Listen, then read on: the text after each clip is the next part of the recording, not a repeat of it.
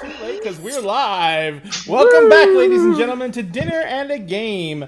None of my stuff is working for some reason on Nightbot. Let me play with Nightbot a second here. Thank you guys for showing up. We love you all very much. Thank you very much to all of my amazing, wonderful, incredible cast for being here. And oh, that's what happened. Nightbot went ugh. Nightbot's dead? No. Nightbot's Twitch connection went bleh. Oh, okay, God. Oh, it's still having trouble. Did you break the stream again? No, I never break the stream. That's Roman RJ. Lies. They brought it from OA. Lies. Ray has never done anything wrong. Never. I don't do the wrong thing. I only do the right thing. Alright, Mr. Ray. He's about to shut me down. No. Since we are live, I sent you something. I kind of wanted to see your face. I'm going to change the audio. Uh-oh. I'm watching something live on stream, which is going to go through my headphones and come out onto the show. Alright, but you can play it on show. Yeah. Oh, nice! It's so cool. I'm like, So cool! It's legit, like it's not random porn or anything, so you're going to play it on stream. Yeah, we can show this on Twitch, ladies and gentlemen. So you know, not Hunky that means Dracula. that automatically means no one cares. If Ray's response to porn was, "Oh, it's so cool," I'd be worried. Because I've never don't know what seen kind it of porn I was before. It's not Hunky I'm a Dracula, sweet baby that's for angel. sure. I've never seen pornography. I am a sweet. Oh, Dracula. real quick before we get into anything really crazy, I think I've come up with a prize that we can give away. And it's a really neat prize, and it's a prelude. Dragon!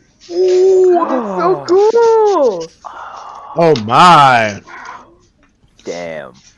I turned this out in 3 days on my printer. I mean, change. Oh, Respect. That's so cool. Nice! And look at the base it's on. Wow. My word. So, ladies and I gentlemen, love that so we're much. going to be doing a prize, and I'm going to be giving away one of these. The good Wow. news is I experimented with this one, so he's got some missing fingers and stuff because, you know, he's delicate. So I'm going to get a different resin to print him out in because it is that resin is very soft. It's one I use for minis all the time, and it's great for minis, but, you know, with little spindly parts like that, it's kind of rough. But anyway. Thank you. So, in the meantime, tonight is Wednesday, and Wednesday it's time for Kingdoms of Mist. I'm gonna see if Nightbot even works. And as part of Kingdoms of Mist, we are doing our best to try and create an atmosphere, a gaming atmosphere that is very accepting and very, conducive to a wonderful gaming experience. And the people I have to thank for that are sitting right in front of you, everyone. These are our players, and they are amazing, and I could not do this without them. So I would like to go and give a little bit of time to them to go over where people can find them on the internet or what they're taking part in. So first off, we're going to reverse the order and go with RJ and Frank, who are part of OA. Now, let's see if it works. It works, even though Nightbot is gone. So, RJ, would you care to tell us a little about of Obliviously Adventurous? We are a mostly D&D stream over on Facebook. We do through a lot of RPG, space adventures, building. We've been playing Warhammer quite a bit recently. The Emperor. Before the Emperor. Absolutely. So you can find us over on Facebook under Obliviously Adventurous. There's always shenanigans. There's always something crazy going on. And our main D&D is Sunday nights at 7:30 Pacific. You can join next week and watch me die Yeah, the next week's going to start out with a bang. Yep. So, And a death. How many times have you actually died now, Rome?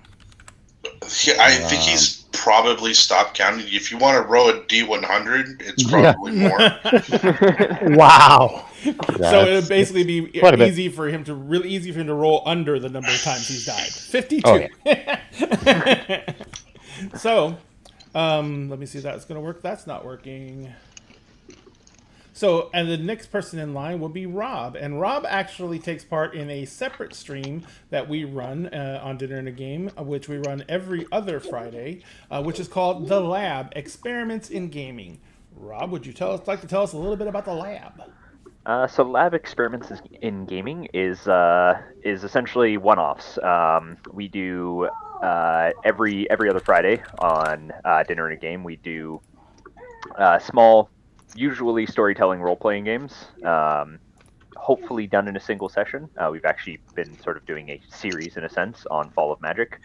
But generally, small games that you can get done either in a session or a couple of sessions, and then trying to explore all the interesting and weird indie games that exist for TTRPGs.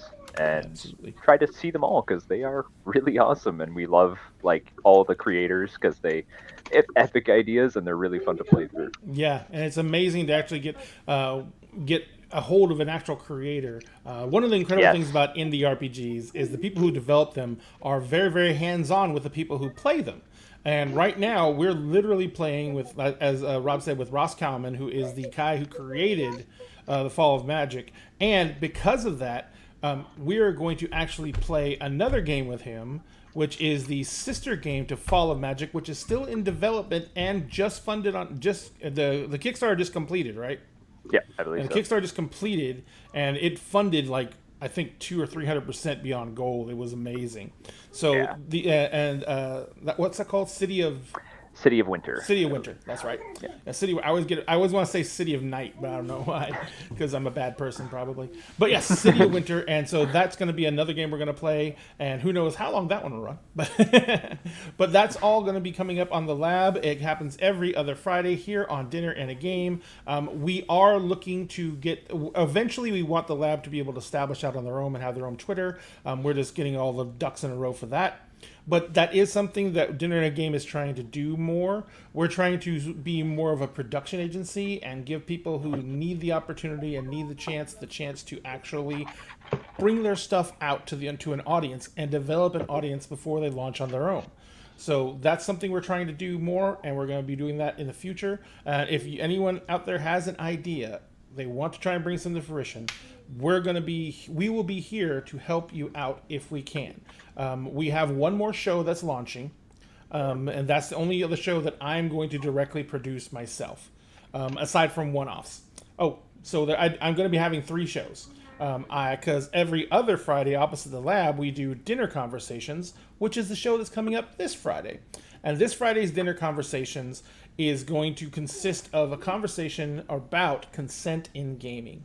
And we're going to have a bunch of guests come on, and we're going to have them discussing what consent is, what it means to them, why it's still important, and everything like that. Lorena, the writer, who is on Twitter mainly, she's going to be on the show. Ivy Shadow from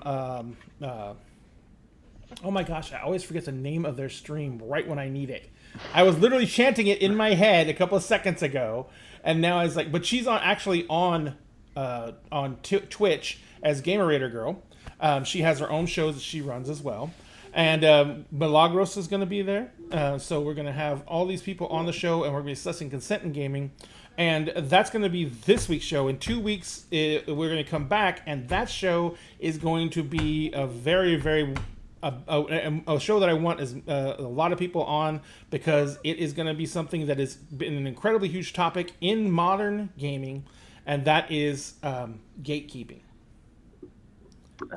And so that is going to be something that I want to discuss, because that is a subject that is very near and dear to my heart, because I have witnessed it countless times as a game master. I have called people out of it in the middle of stores. I have, snapped to and, let people have it, because it's not something that can be tolerated, but it is like an epidemic. Yeah. And the main people who are the biggest problem are not the people doing the gatekeeping. They're obviously wrong.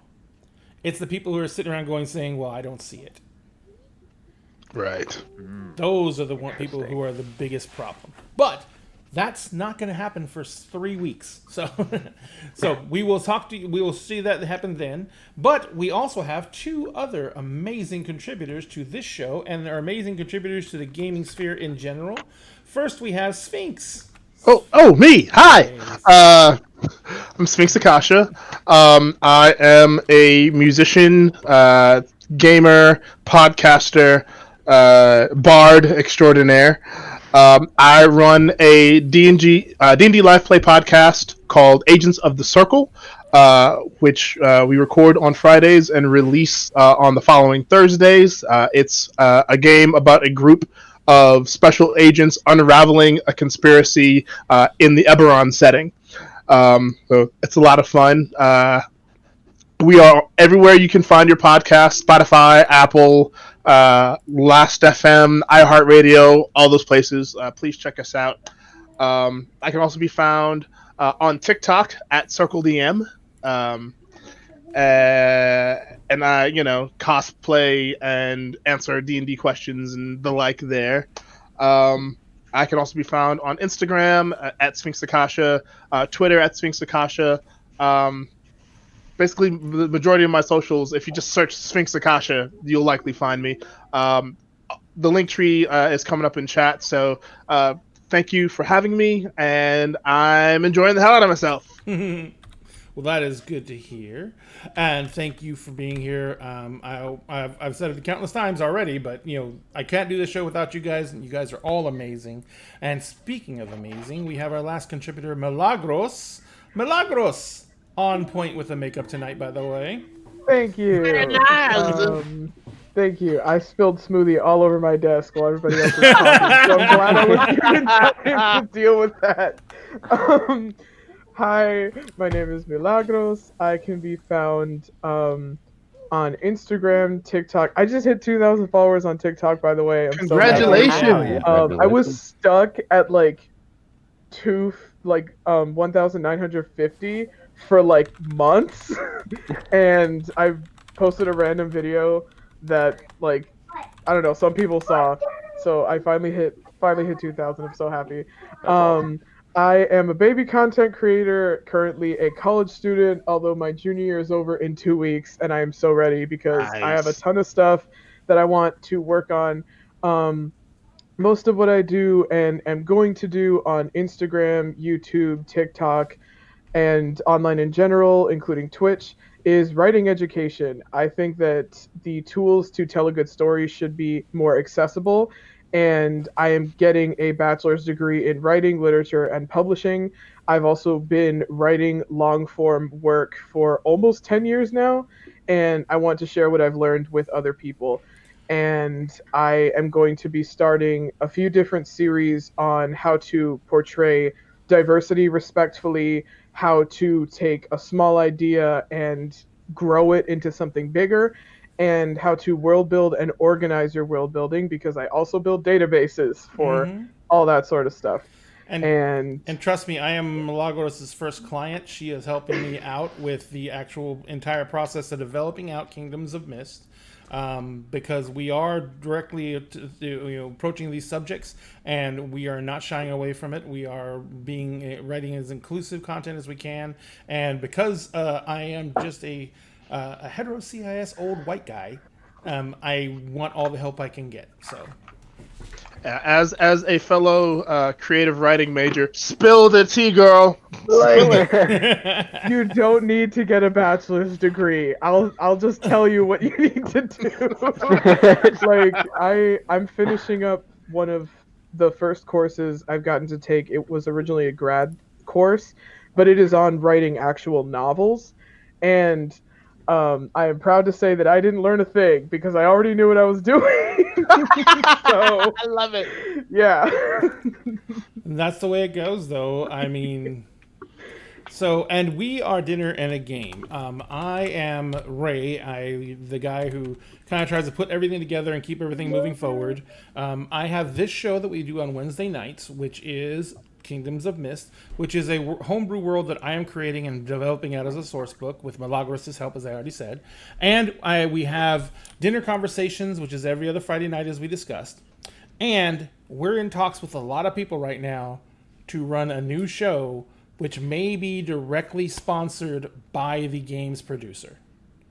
So that's still coming, but we're looking at that and getting that running, and hopefully we'll know more about that next week, and we may have a big announcement in the next couple of weeks. So all that's coming up. I hope everything goes well. If you want to catch any of what Dinner and a Game does, you can go to our link tree. It's up in chat now. You can find us everywhere there. If you want to help us out, the best way to do that is subscribe here. If you have Amazon Prime, you get a free subscription. We will be honored to take it. The only bad part about it is you have to manually repeat it every month. But if you watch our show, we have a reminder that pops up to remind you to renew your sub. So we've even taken care of helping people out with that. But all that being said, we are actually here to play D&D. We took 20 minutes getting to this point, so let's not dally anymore, shall we? Sphinx has plans. Nice. Schemes. So when we left off, you guys had met up with the Drover, yes? Yes. Yeah. Yep. And you guys had given over, you had met up with him. He told you that he completely understood what the situation was. He said that he was understood that you may be called away from the actual wagon train, and He that wasn't afraid of soup. and he wasn't afraid of True. soup. And hey, I thought that was a very poignant speech. It wasn't very much. So we're Man going likes to. his soup. Yep. But so you guys were setting up. He told you it was going to be a 3-day ride. Because none of you have horses, he was going to let you guys do bench, or basically you're going to ride on the carts. There is 5 wagons, and they're huge. They're like they're 15 feet wide by 20 feet long, and they're pulled by a team of 4 horses, and they are loaded down with a lot of goods that came from the markets around the area. The area you were in, the city you were in, it's basically Restless is basically a huge city that is the main filtration point for all the farmlands in this area. And since this area is between 2 river valleys, this area is one of the most fertile areas out here, because it has the most farmable land, and because it's between 2 rivers, it's kind of isolated, so it's easier to do patrols, to keep down monsters and everything like that. But between here and the capital, things get a little bit hairier. And as I said, the capital is on the coast. So you got 3 days ride to get there. You went and met him in the morning. You got your assignments. Each one of you is on a different wagon, and you're getting ready to gear up. Is there you got a little bit of time before the wagon train is officially leaving? So is there anything anyone wants to do before they leave? Now remember, you did get those healing potions. You got the greater and the lessers. So you did get the healing potions. Is there anything else you guys wanted to do in the meantime? Who was holding on to those potions? Oh, you also got the bag of holding. Yep. Yeah, I've got the bag of holding. Yeah. Okay. Did you just put the potions in the bag? Yeah, Val has him. Okay. I just making sure I knew where they were. I'm just making sure I knew who to target first. Oh, motherfucker. Always the bard. Right. The bard. See, Rome, that's something you understand. It's not always the bard. It's always Rome. And you are more than welcome to come for Shukash, sir. More than welcome. All right. So, what were you gonna say, RJ? I'm sorry. Oh no, that was. I mean, I was double checking to make sure. You said we had them, so I wanted to make sure that we actually. I as a character knew Where they were. Got it. Excellent. Yeah. All right. So, does anyone want to pick up anything else? Now, you do know as you're getting, it's a 3-day ride. You're getting a gold a day, and payment, and all your livables are provided on the way out. You're told that at night you're going to make camp and set camp spots, and that those camp spots are going to be based in established camping areas that are protected, and that the camp zones are, exactly fixed. They know exactly how long they need to get there, and so even if they have more time, if they make good time through the day, they always stop there because those camp spots are secure. You're told that you'll be sleeping in tents. It's they're 6-man tents, so you'll all be sleeping in tents. There is bad weather on the way, as is very common in the plains here, because it's between the ocean and the mountains. The weather breaks down the mountainside, gets kind of broken up by the forests, and then rushes into the plains as huge rolling storms that roll across. So right now you know that there is a storm on its way. Oh, goody. Oh boy. Do the land sharks like storms? The land sharks don't care. Okay. Oh no. Yeah, I wouldn't think that they would care. They're very under the much. ground. They don't care. Well, no, I was gonna say, like, are they more aggressive when it's, stormy or not? Oh. Like, I mean, you can make me a nature check and see if you know anything about it.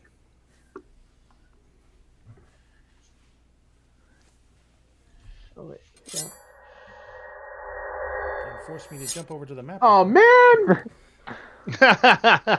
Now, quick question: has Utopia been actively talking about land sharks? How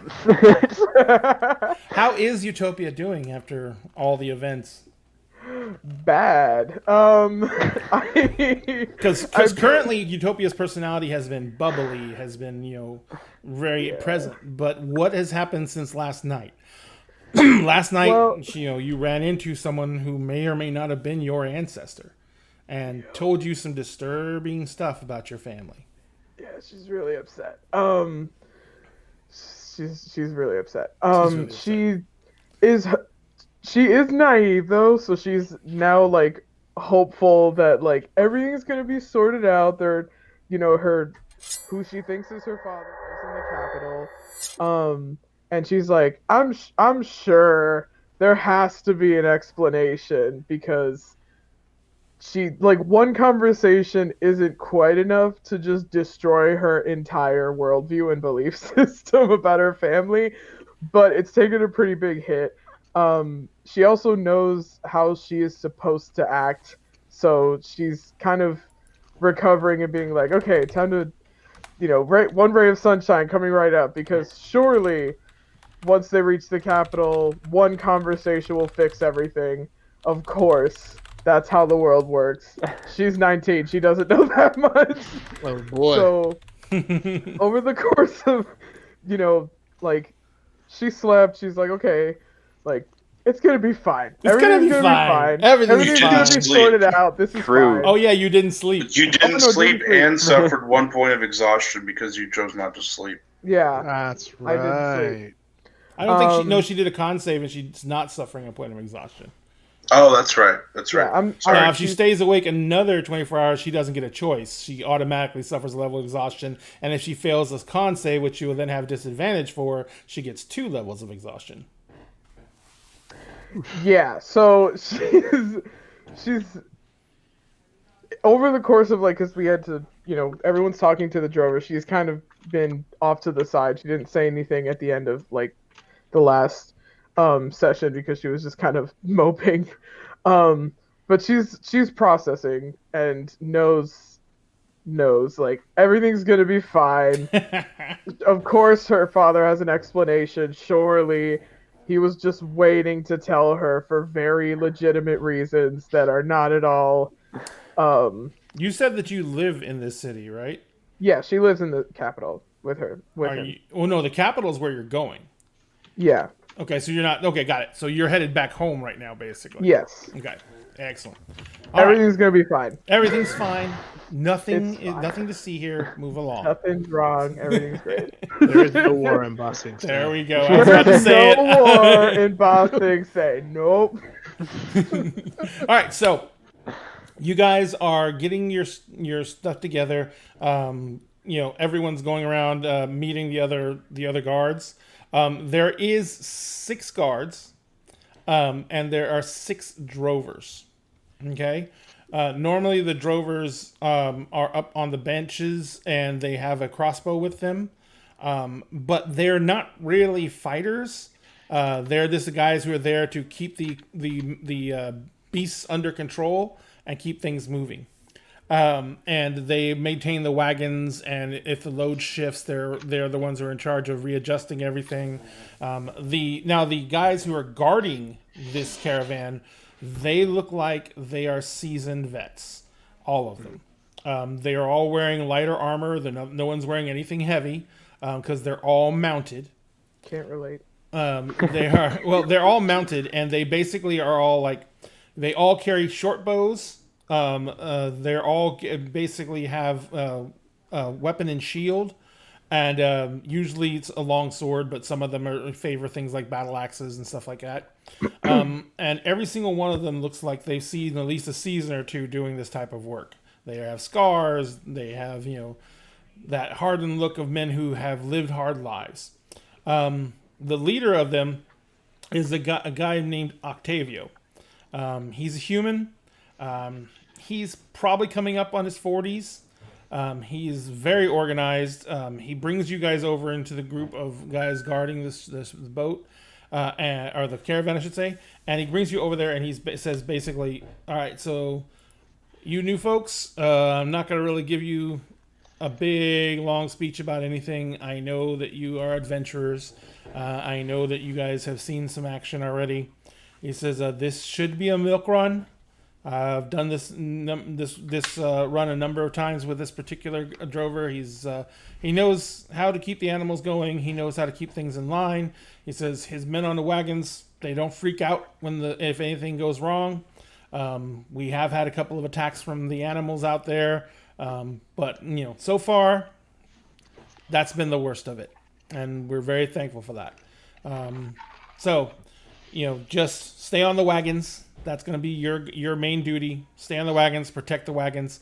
If anything comes around that needs to be driven off, or anything comes around that needs to be countered at any distance from the wagons, me and my men will handle it. You're just in charge of keeping the wagons safe.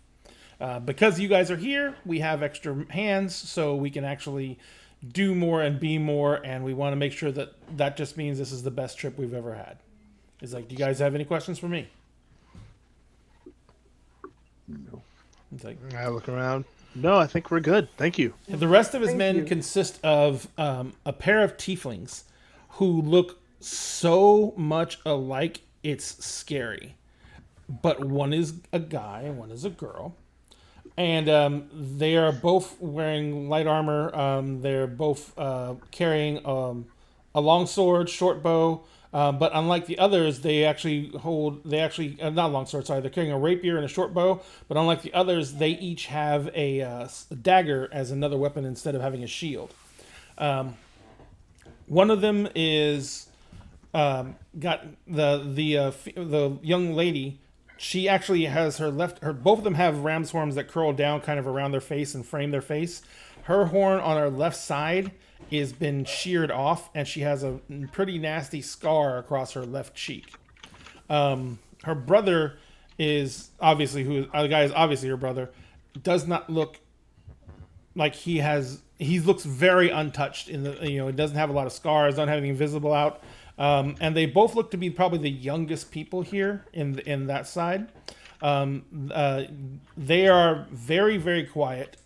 They nod at you, and when the moment he finishes his speech, they go walk off. And one of the female tiefling hops on her horse, and she runs out and takes point.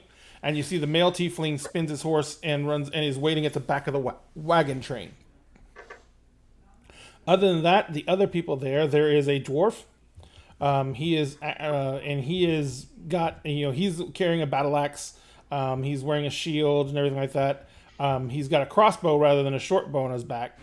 There is a half orc who is attired up in the usual long sword, shield, short bow.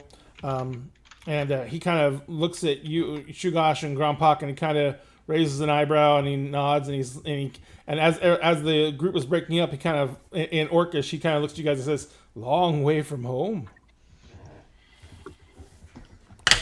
It's been long travels. We don't many orbits. We don't see many grizzled vets like you out here. Usually, you guys head home way before this. We're not done. Far be it from me to argue. He says, "Glad to have you." Midatra Strass.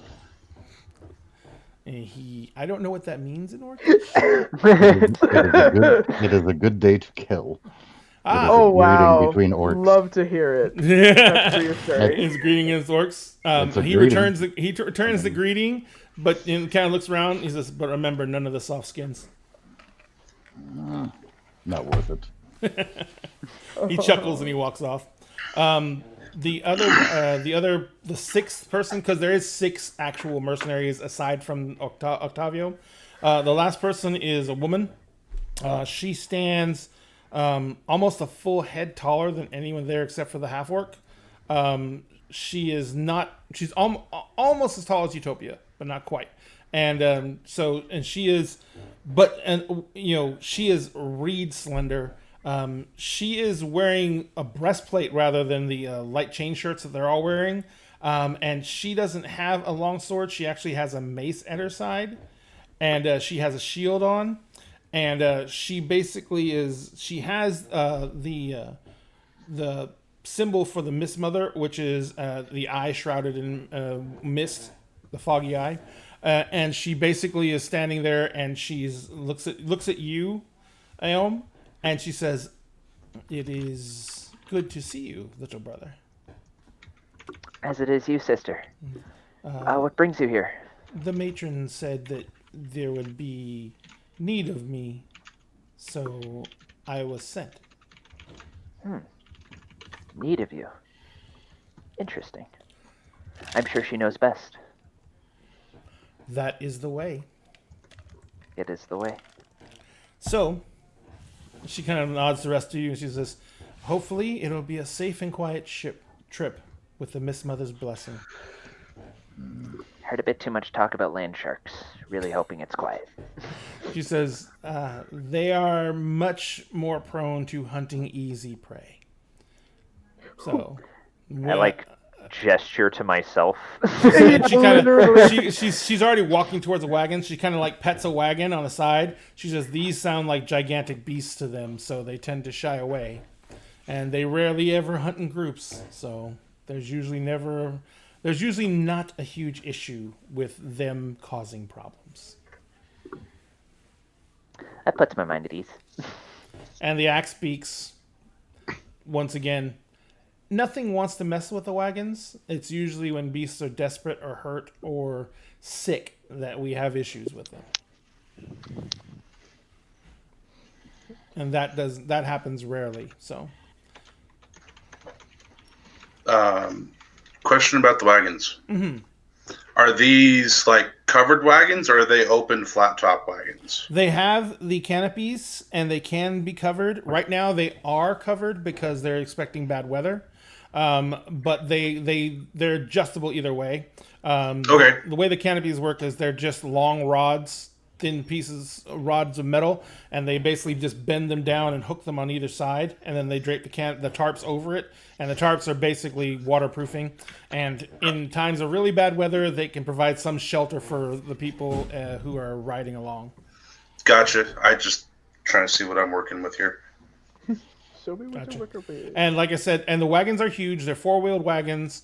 They have a brake as usual, and they're drawn. They're not actually drawn by horses. That was my mistake. They're drawn by a type of creature called an auroch. Does anyone know what an auroch is? Ew. Okay. I do not. Aurochs are the fantasy the D&D 5e version of cows. How do you spell that? Aurochs. And but the thing about aurochs is they thrive in climates that are so harsh that they would kill anything else. And they basically are very shaggy, heavy set, almost like a cross between an ox and a cow. They have low slung shoulders, high slung shoulders like an ox, short legs that are very, very thick and powerful. Their bellies like almost scrape the ground. And they usually have long, shaggy fur, and they have a very thick bone plate on top of their head. And the one of the most terrifying things you can encounter as a rancher is if your auroch herd stampedes, because they have been known to take down buildings. Wow.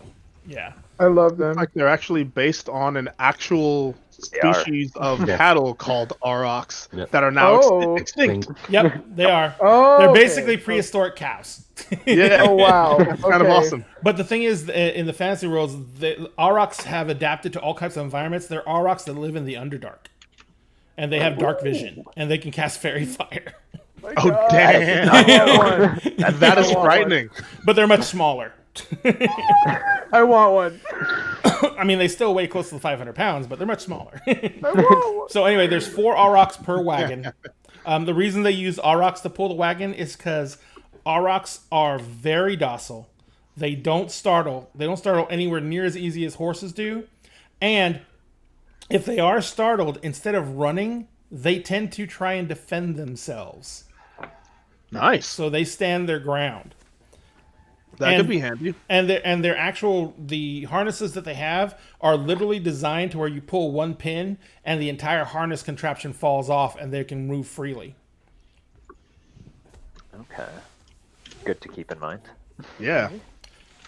Because they rather the aurochs defend themselves, because whatever's going after the group at that point is the enemy of everybody. Yeah. Right. And because they're docile, it's easier to harness them up again. Yeah, than yeah, they don't a care. horse that's freaking out. You feed them, and that's if they're happy. They love you. It's also one of the crappier I'm parts feeding about one. them, because if anyone feeds them, they will just follow them around.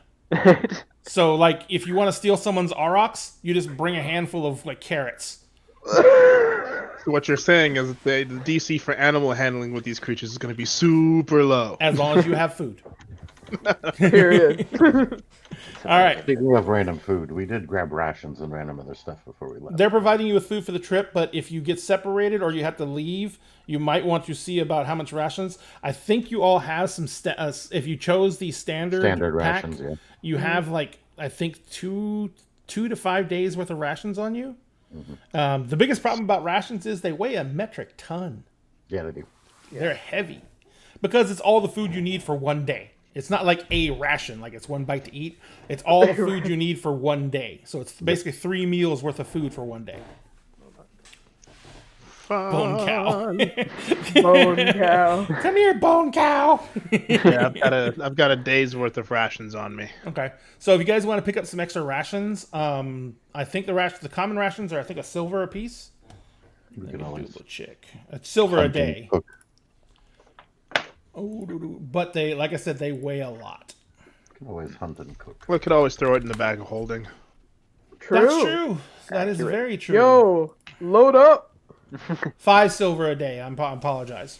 And each day's food weighs 2 pounds. Okay. So if you put in, what you want to do, like a week's worth of rations per person. Yeah. So that's Yeah. that's 5 days, 10 pounds a person. For 5 people, that's going to be 50 pounds worth of rations. So you have basically 200 pounds left of weight in the bag of holding. Are we all like I've got 5 gold? Are we like, or dividing this up, like the price up between us? Might as well. Handling. Let me see. Hang on 1 second. I forgot to open up a calculator because I suck at math. Even simple math is hard. I Dude, know that. What are you trying to do for math? Rations are a gold apiece. No, there's Typically, there are 5 silver pieces. Oh, not to D&D Beyond. Yeah, I'm looking at it right here. Rations 1 day. Adventuring gear cost 5 silver pieces, weight 2 pounds. looking at it right now. Interesting. My weight says 4 pounds and my cost is 1 gold piece. Bro, what? Like, Damn. I mean, I will only live for sorry, 5 sorry days. if I take over for me here for a minute, but like, it's right here. Weird. Wait, is it because like your? Is That's it because it's, you know like, what what's weird. orc You know what's why diet? that no. You know what that is? That's probably been errated, and that gear is the starting gear, standard starting gear. So the errata didn't apply to that because it's a default. Okay. Because this is the actual one right here for that. So it's 5 pounds. It's 5 silver pieces, 2 pounds. And rations consist of dry food suitable for extended travel, including jerky, dried fruit, hardtack, and nuts. So nuts. So weird. my mouse is gonna eat good. I'm feeding one of the Aurochs. That's entirely or one of my rations is The going size to. of your mouse? I don't think it So needs it's to be 12 any and bigger. it's 12 and a half gold for basically all those rations. You do get 1 gold piece from the drover as an advance, and you'll get the other 2 gold pieces when you arrive in the capital. Go, baby. Alright. Interesting. That's Fox Rider. That's why you always try and find a bag of holding. Of course, the person with the bag of holding always dies. Hey. It's just a thing. No. It's just a thing. And I'm not talking No. like I actively try and kill the person with the bag of holding. I'm talking the person with the bag of holding is the person who fails the death save or fails the or gets walks around a corner and gets jumped. Okay, I will. I gotta have start to be learning extra necromancy. careful. then. The bag of holding is like a cursed item. It's not even really a cursed item. Just we all walk before Val. Literally, no. We have to walk in like a square so that no one can approach from any direction. No angles. All right, so Fair links. you guys pull the Time money and together. You formation. pick up the rations. Is there anything else you guys want to do? Okay, so how much gold do I have to pay for this? It's 12 and a half. Per person? No, total. Okay. For all the rations for, I think it was a week's how do worth we of divide rations that for between- everybody. 5 of us. Yeah. So everyone basically has a week's worth of rations on them now. Cool. In addition to whatever rations you have on you. Well, I got a question. Yo, For like, so which wagons are we on? And like, there are 5 wagons. There are 6 Yes. of you. So, no, oh, 5 of you. God, my brain. I see 6 boxes on the screen. So there is 5 of you. So each one of you is going to be on a wagon. The leader is takes the lead wagon. So it's up to you where you want to go. There, you notice that the way that the guard fans out, the guy who's leading the mounted guardsman, he stays by the main wagon riding his horse. He has one person riding point, which is almost always usually the female tiefling. And he has one person who rides rear guard, who is almost always the male tiefling. and then all the other horse riders, they fan out probably. I mean, they're basically out pretty far on the flanks and a little bit ahead. Every single one of them is basically just almost at the edge of vision. Okay. That's when you leave the city, of course. Yeah. So as you guys sit, you guys can either, you guys can just randomly be assigned, or you guys can jump up where you want to go. And basically, when you get into the seats, the drovers just hand you the crossbows, and they just concentrate on, keeping the animals moving. I don't need a crossbow. Yeah. He just shoves it under the seat and shrugs. I'm gonna sit on the first one, the lead one. Oh, dang it! I was gonna pick this. I'm pretty small. Can I sit on your lap? I'll take the tail. He actually wanted We'll be you in at the each back. bench. Yeah, Oh, so I shit, can okay. sit. I can sit in the one behind. I can sit in the second one. All right. All right. The rest of you, I'll take the They're third in the one. back. you're going to the back. And, well, you and Grompak and Shagash fight to the death over the last bench seat. Oh my god! No, I'll let him have it. It's one way from Aeon. So, I'd battle I'll to still that. keep myself between him and the rest of the party. gotcha. He's still got the poor drover who has to ride with him for 3 days. He doesn't touch him. That So- poor drover. So, the days, is there anything else you guys want to do before you head out? Do I have to subtract my gold now? Did I you get paid. gold from everyone else to help cover it, or? I don't know. No, we'll How take much care of did that come later. to? Yeah. Okay. It was 12 and a half gold for everything. So it's basically 2.5 gold for everybody. All right. So my comment was going to be to the riders before they head out Mm-hmm. to keep their eyes open for like small game, rabbits, squirrels, so on and so forth. Little creatures running around that we could have for dinner. They kind of chuckle and is like, we have food packed. But it is fresh.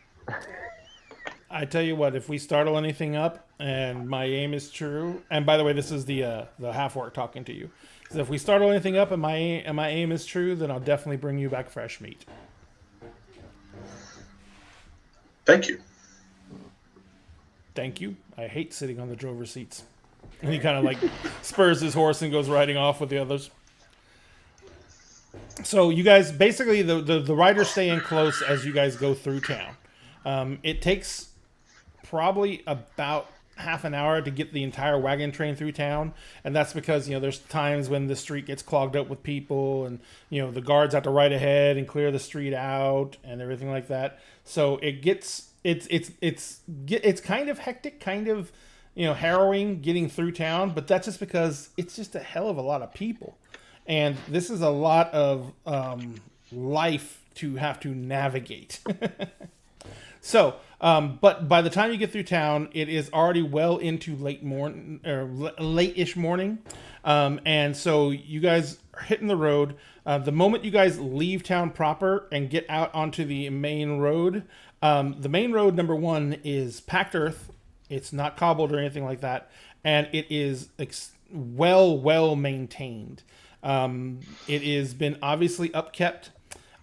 It is big enough for the wagons to ride single file easily, and you can tell that the shoulders on either side are well kept maintained as well. So if the wagons need to pull off for any reason, it's very strong. It's actually just called the road, Fox Rider. Yeah, they don't really have like a highway naming road. system or anything like that. This is the capital road because it goes from Restless to the capital, so it's just the capital road. But this one is, everything seems to be well maintained. You're the only train leaving that day, so you don't have to worry about worrying about getting behind someone who's going too slow for your liking or anything like that. The drovers get the animals up to a decent, strong, fast walk. The first thing you notice about the aurochs is that they're slow. I mean, they're not quick. They have short, stubby little legs. But you also notice the other thing is that there are 4 aurochs per load, and these loads are huge, and there is absolutely they do not seem to even notice they're pulling anything. These things are strong. You're pretty sure that if you took 2 off, the 2 left wouldn't be taxed by pulling the entire load by themselves. Wow. So these things are very, very strong. But they like I said, they're slower than molasses. You figure if you jump out of the cart, you could probably keep up walking. As we're leaving the city, can I keep my eyes toward the back and see if anybody departs after us? Sure. Give me a perception check.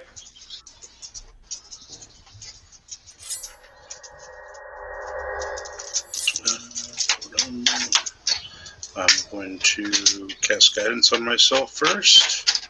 Take that 1 extra d4.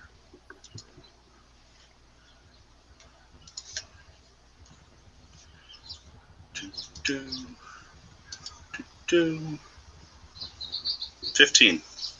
Got it. No problem. You falling behind you, and there doesn't actually seem to be anyone. There's a couple of groups that come out and are walking behind the wagon as it leaves. But even though the aurochs are slow, they're still faster than a walking person. And you eventually leave them behind, and like within the first hour, you can't even see them on the horizon.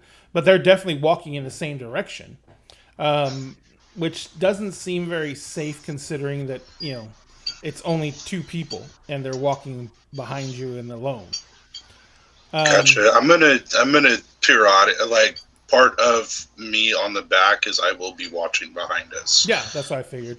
Just you as do a know heads that there up. is an outrider who rides well behind the wagon, who is he's the male tiefling, and he's like on the edge of your vision on the road riding.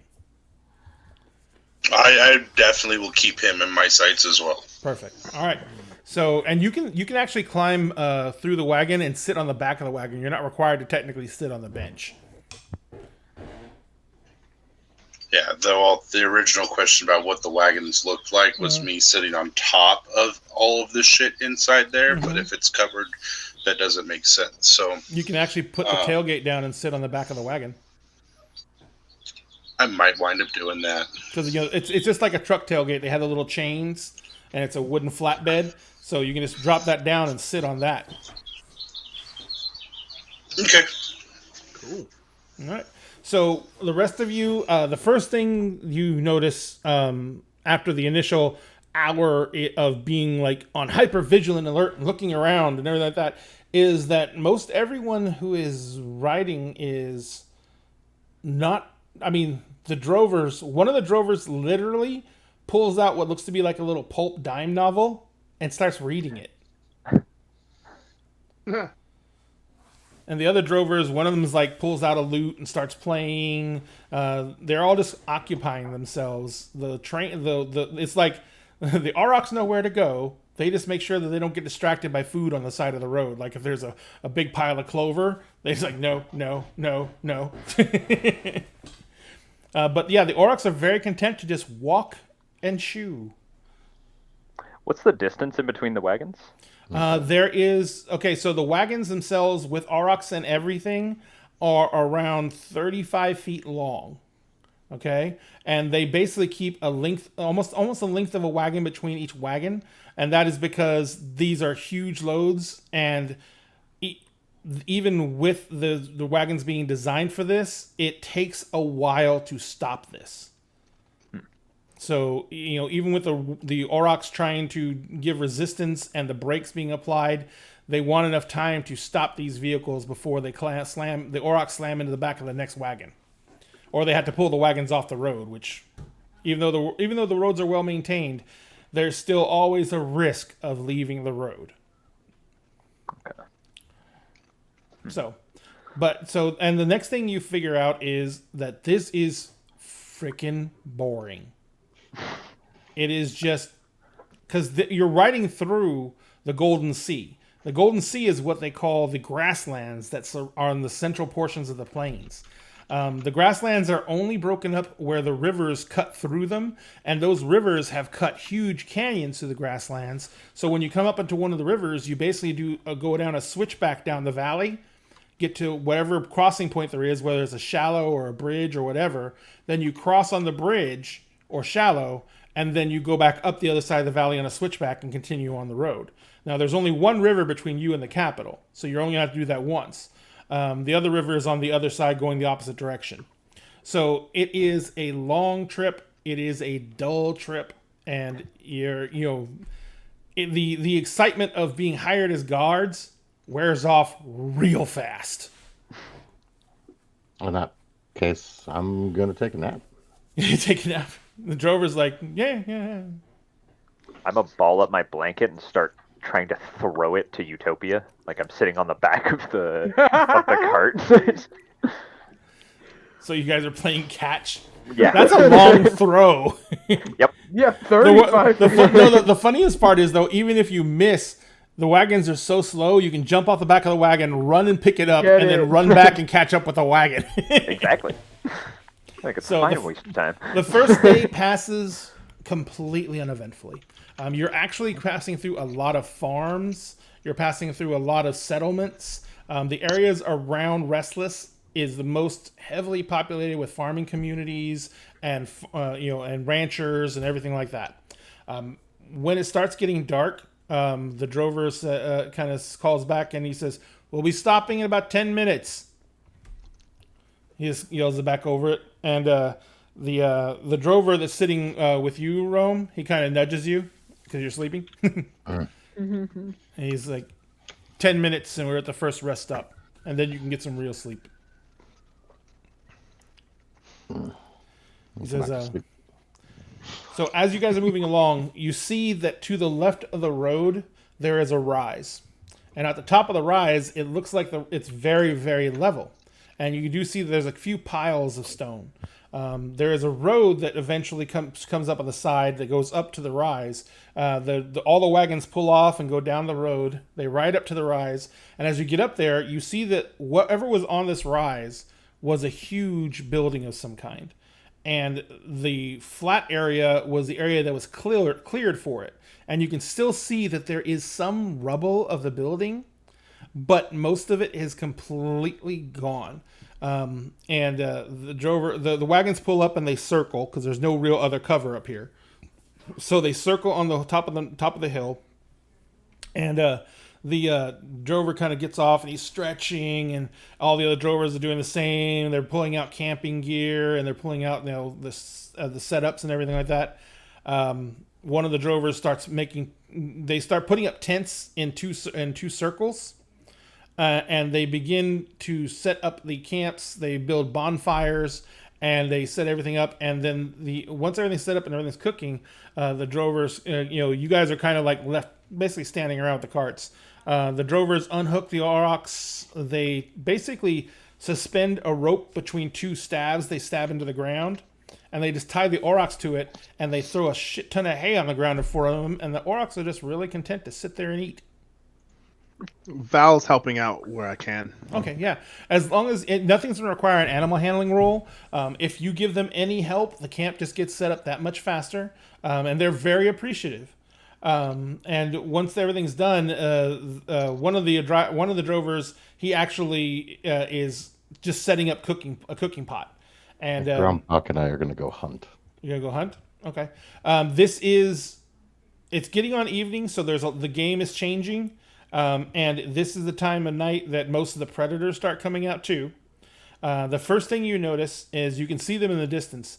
There is a decent sized flock of axebeaks, and one of them like pops its head up above the grass and kind of looks over at you guys, and then it slowly sinks back to the level of the grass, and then you just hear the grass whistling as it runs off.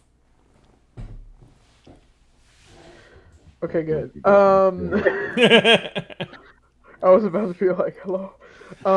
You guys hunt for probably about 35-40 minutes before you basically find what it, for the most part is it looks kind of like a gazelle. It has very twisty, spirally horns. It's very fast moving, and it snaps. Once you kind of stumble upon it, but once it sees you there, it's gone, and it moves with huge bounds, jumping up higher than the grass and landing again, which ends up being its downfall because that makes it an easy to target for your spells, and so you basically end up blasting it out, and it's more than enough meat for everybody for one night. It weighs probably about 35, 40 pounds. Works for me. I'll carry it back and start skinning. By the time you get back, they've basically got a stew going. It is basically made of rations. It's got potatoes in it, carrots, the usual stuff that keeps for a long time. They've dumped a bunch of hardtack in it to basically reconstitute. And as you come walking back up with the gazelle, and I mean, you field dressed it before you brought it back. One of the drovers kind of looks up and he's like, "All that's gonna do is bring the axe beaks. Not if we eat it. The blood, the offal you left in the field's gonna bring them. To You're the gonna field. follow the blood trail back." Yeah, we'll move the carcass. Yeah, well, either way, they're not gonna really bother us. There's too many of us. Axe beaks like to eat, but they like to live more. So as you guys sit down, one of the other drovers actually comes over and he kind of nods at you and he's like, "I like fresh meat," and he starts helping you butcher the thing. And you guys basically bust out a metal spit, and as soon as you get it up there, they spit it and just start putting it roasting. It takes like an hour and a half for this thing to cook. In the process of it cooking, all of the innards that we didn't use, I'm actually going to walk back outside camp and leave probably a good distance away. Yeah, there wasn't, because in order to bring it back and make it lighter, you field dress it, yeah. which means you gut it, you cut it and you gut it.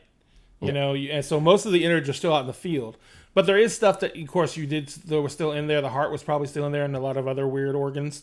No, I'm sure Grandpa took the heart. I did. I did. So yeah, you basically get whatever little bits were still in there. You take those out. The smell of cooking meat is freaking deliriously good, and everyone basically gets to eat their fill, and there's even enough left for the next day.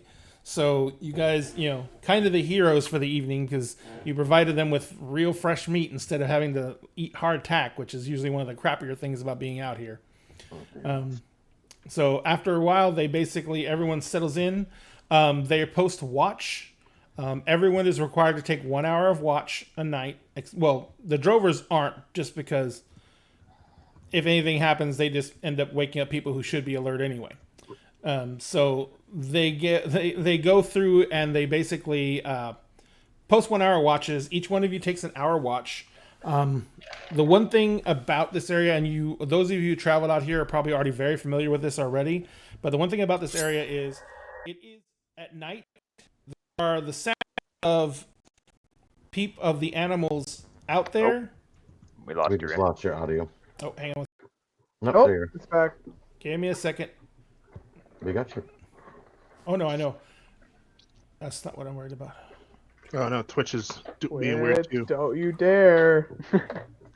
Yeah, fucking do it, mate. Don't do I it. think it's my PC is running very slow all of a sudden, and I made sure and went through and shut everything down. I'm running You're barely back. anything. All right, we're back now. Yeah, hiccup. But anyway, the one thing you guys noticed from being out here, and those of you who traveled a lot in this area know this is a certainty. There is sounds of animals. There's sounds of insects. But for the most part, this is not like a forest. It is very, very quiet.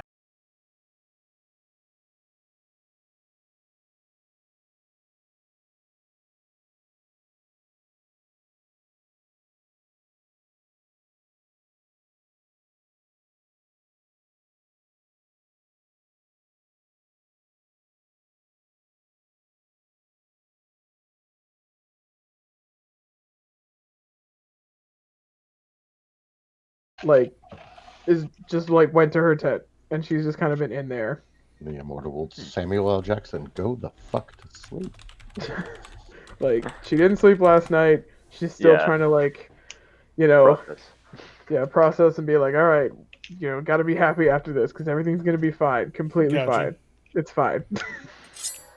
So you guys, so you're kind of like, you throw yourself into work to kind of distract yourself, and you spend the evening. Are you basically not even as talkative as you normally are? Like you're not chatting with Aom.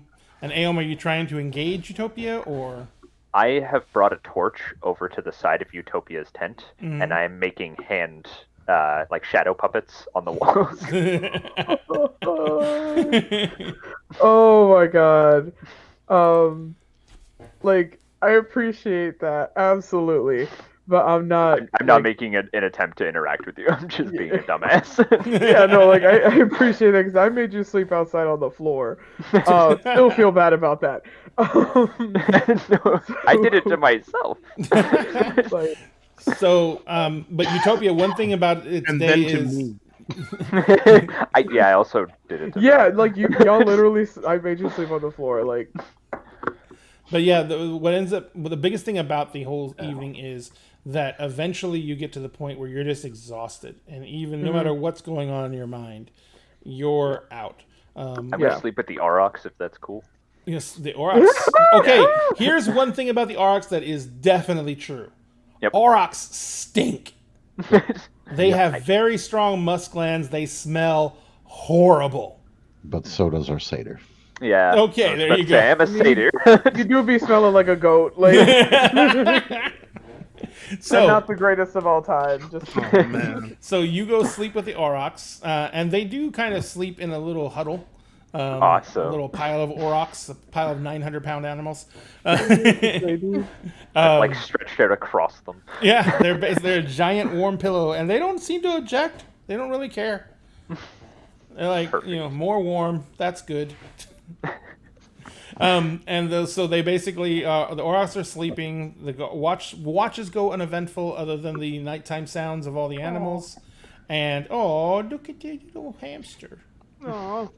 Yeah, he's an actor too. Utopia has a mouth. And if no one is going to, if no one needs to try and interact with anyone else, then it is going to pass very quickly. I'll just say that during my watch, I will very lightly, very gently, so as not to wake anyone up, just kind of noodle on my lute to pass the time. Yep. Actually, the other drover that I told you about, who had a lute as well. You're kind of sitting by the fire when you're doing that, and he pops his out, and you guys harmonize for a little bit, and each one of you is like just noodling along, and he like plays a song you haven't heard before, which you ask about, and he kind of like, it's like something that came from his town, and he kind of teaches it to you. And being that you're a bard, he's just like 3/4 of the songs he hasn't heard. Nice. So he just like, and he's not a professional musician, so some of the tricks that you can utilize and know about lute playing, he hasn't seen before. So you guys probably stay up a little bit later than you should because he's really excited. Sure. But other than that, it's actually kind of a pleasant evening. For a my nice way to watch, play I'm some actually going to sort the remainder, or salt the remainder of the meat and store it. And that's definitely, they actually, you can actually get there's a salt cask, and you can actually like just sink the meat into the salt cask. It works. Nice. It's the way they usually, like, if they did hunt and catch any excess meat, if they had time, that's what they would do with it anyway. They would just sink it in the salt cask and let it cure, because they would preserve it. Yep. All right, so you guys pack up for the evening, get everything loaded up, pack it in for the evening, I should say. Morning comes. There is one of the last person on watch as dawn comes up is in charge of starting breakfast. They don't make any of y'all do it because they don't know how well you cook yet. So one of the last guard on watch began, and it's basically just a porridge, kind of a gruel porridge. And he basically gets it set up and everything in cooking, so that way everyone wakes up and can eat quickly and then break down the tents and get everything stowed so they can get going.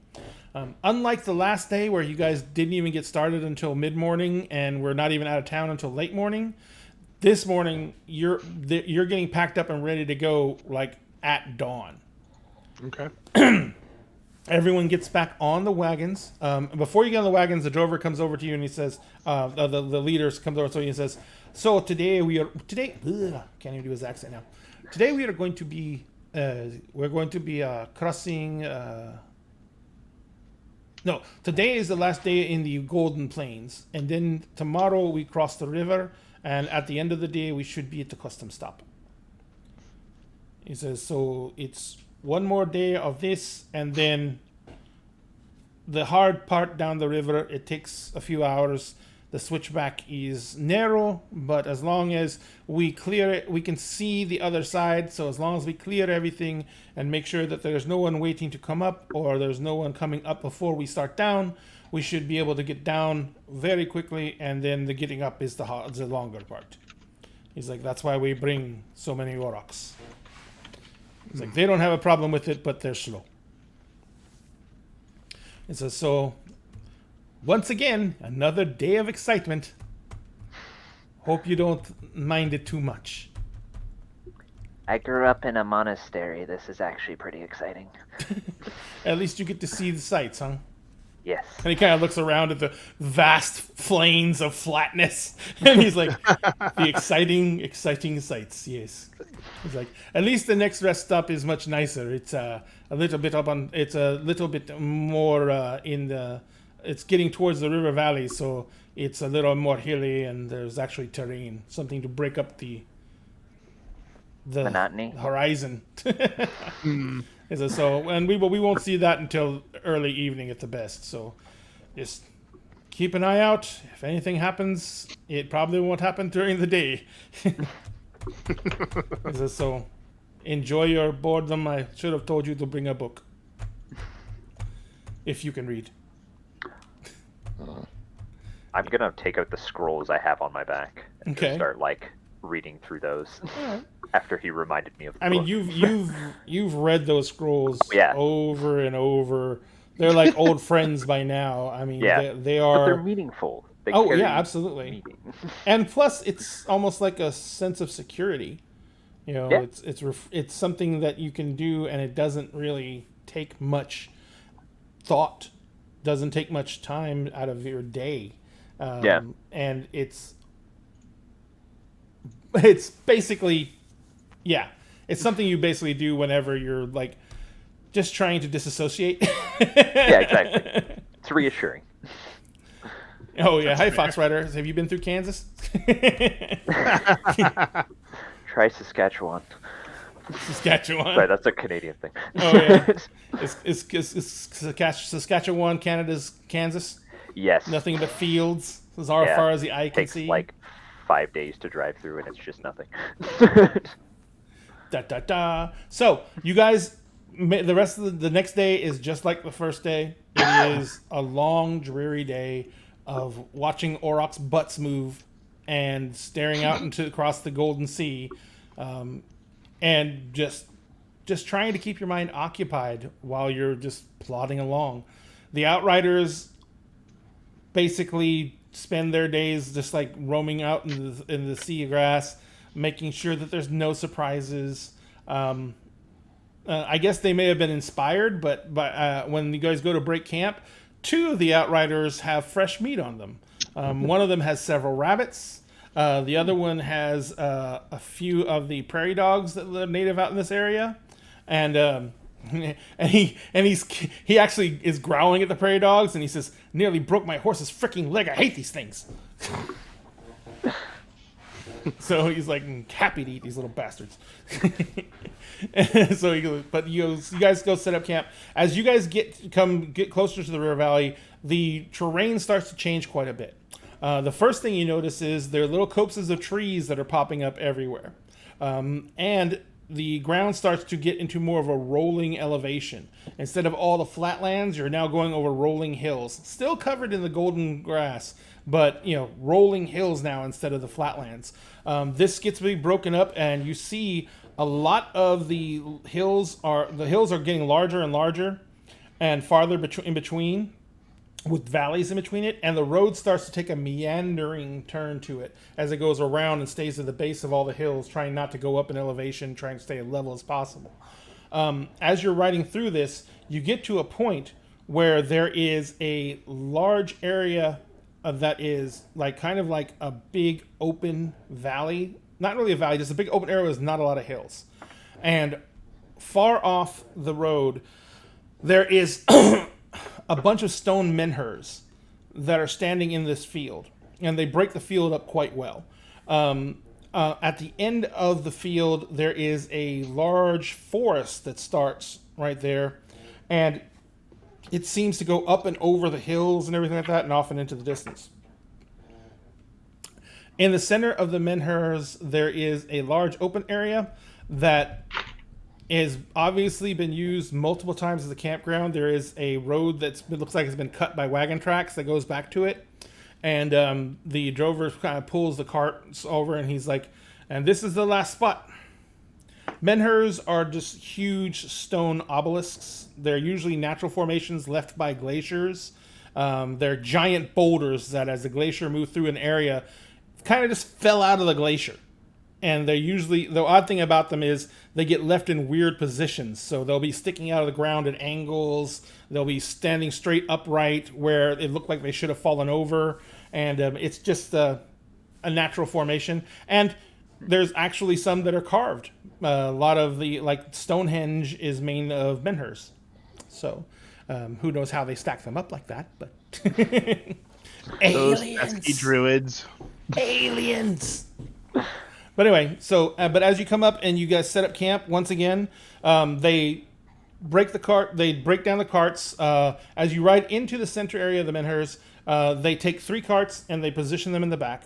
And then the 2 carts, one cart is like right by where the entrance to the menhirs are, and because it's almost like a straight line through them. And they spin all the carts around manually. They push them around manually or with one auroch and turn it around. And they said, they're like, it makes it much easier to get out in the morning. We just bring the cows up and they pull them out and we get off. He's like, this is one of the tighter places to camp. He says, but with all the stones, it's very defensible. He says, and we're near an area where bandits are known to frequent. So we do our best to make sure that we have defensible cover and everything. Being out here in the middle of nowhere, this is the best we can hope for. He says, we would look to... There's been talk about putting a fortress out here on top of one of the hills, but no one's ever... Yeah, menhirs. But there's never been anything done about it, so this is the best we can do. Trolls! So...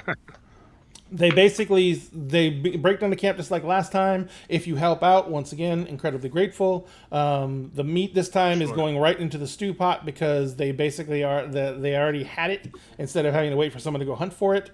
But like I said, you guys inspired them with fresh meat the other day, so they got off their lazy butts and did something. I'm gonna actually help them do that. Oh yeah, absolutely. They'll take any help they can get. Besides, they saw you guys butchering the meat the other day and realized that you had a hell of a lot more experience with it than they did. Can I go out and gather? I Sure. know there's a lot of talk of meat, but I want to pick up something vegetable, like or Well, fruit, like. the biggest thing, number one, if you make me a nature check. All right.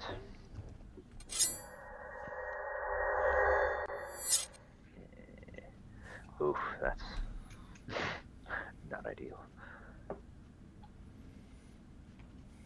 That's better. It's not bad, considering you have a -1. Yeah. So you basically start looking around.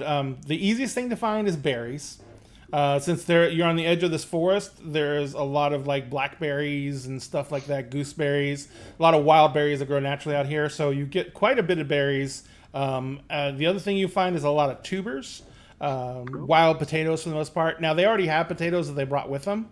So these are not as necessary. You find some onions and stuff though, which don't keep very well. So the onions are fresh and they'll be a great addition to the stew.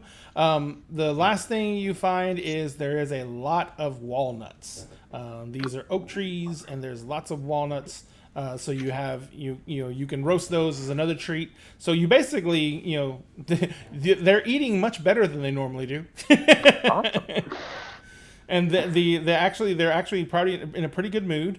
As dinner is being prepared, that one drover who had the guitar, the loot, I should say. He begins us plucking out a tune. Everyone's in a really good mood. And you guys are kind of sitting around the fire, and everything is going very, very well. The guards still maintain guard posts. Basically, they do four corners, which is they have four guards out who rotate and walk around and the area, and it's basically it's a very standard operating procedure for this situation. And they basically do a walking patrol around, so that way if they ever don't see each other, or they don't check in with each other, they know that something's happened, even if there's no sound. As you're sitting there, and as you guys are getting ready, you have your meal and everything like that, and everyone gets ready to go I think RJ wants to say something. Oh, sorry. Go ahead, RJ. No, you're good. I've got no problem waiting. How tall are the stones that we're backed up to? Well, you're not backed up. You're kind of surrounded by them. And Okay. you're basically... Oh, actually, let me show you. Come here, Foundry. Not this one. Activate. Activate. All right, so the three stones over here are the Menhir. I don't have a token. Oh, sorry. Do I need to pull you into this? Dampak, Sugash, Utopia. I'm just bringing you in generally. You don't have to be where I put you. And Valishtar. All right. So the yellow boxes, because I couldn't find wagons, are the wagons. The wait, where am I? Aurochs are in... Ooh, let me put the line over here for the Aurochs. Oh, there. Line. The Aurochs are all tied off to a... Like I said, they basically stab metal rods into the ground and tie a rope between them, and then they tie the Aurochs off to the rope, and they're just laying over there. The tents are all around. How well can you guys see on the map? Line of Pretty sight's okay. blocked by tents. Yeah. Okay, good. Yeah. It should be blocked by tents. The tents are decently tall. About as well as I can imagine. What was that? About as well as I can imagine for not having dark vision. There you go.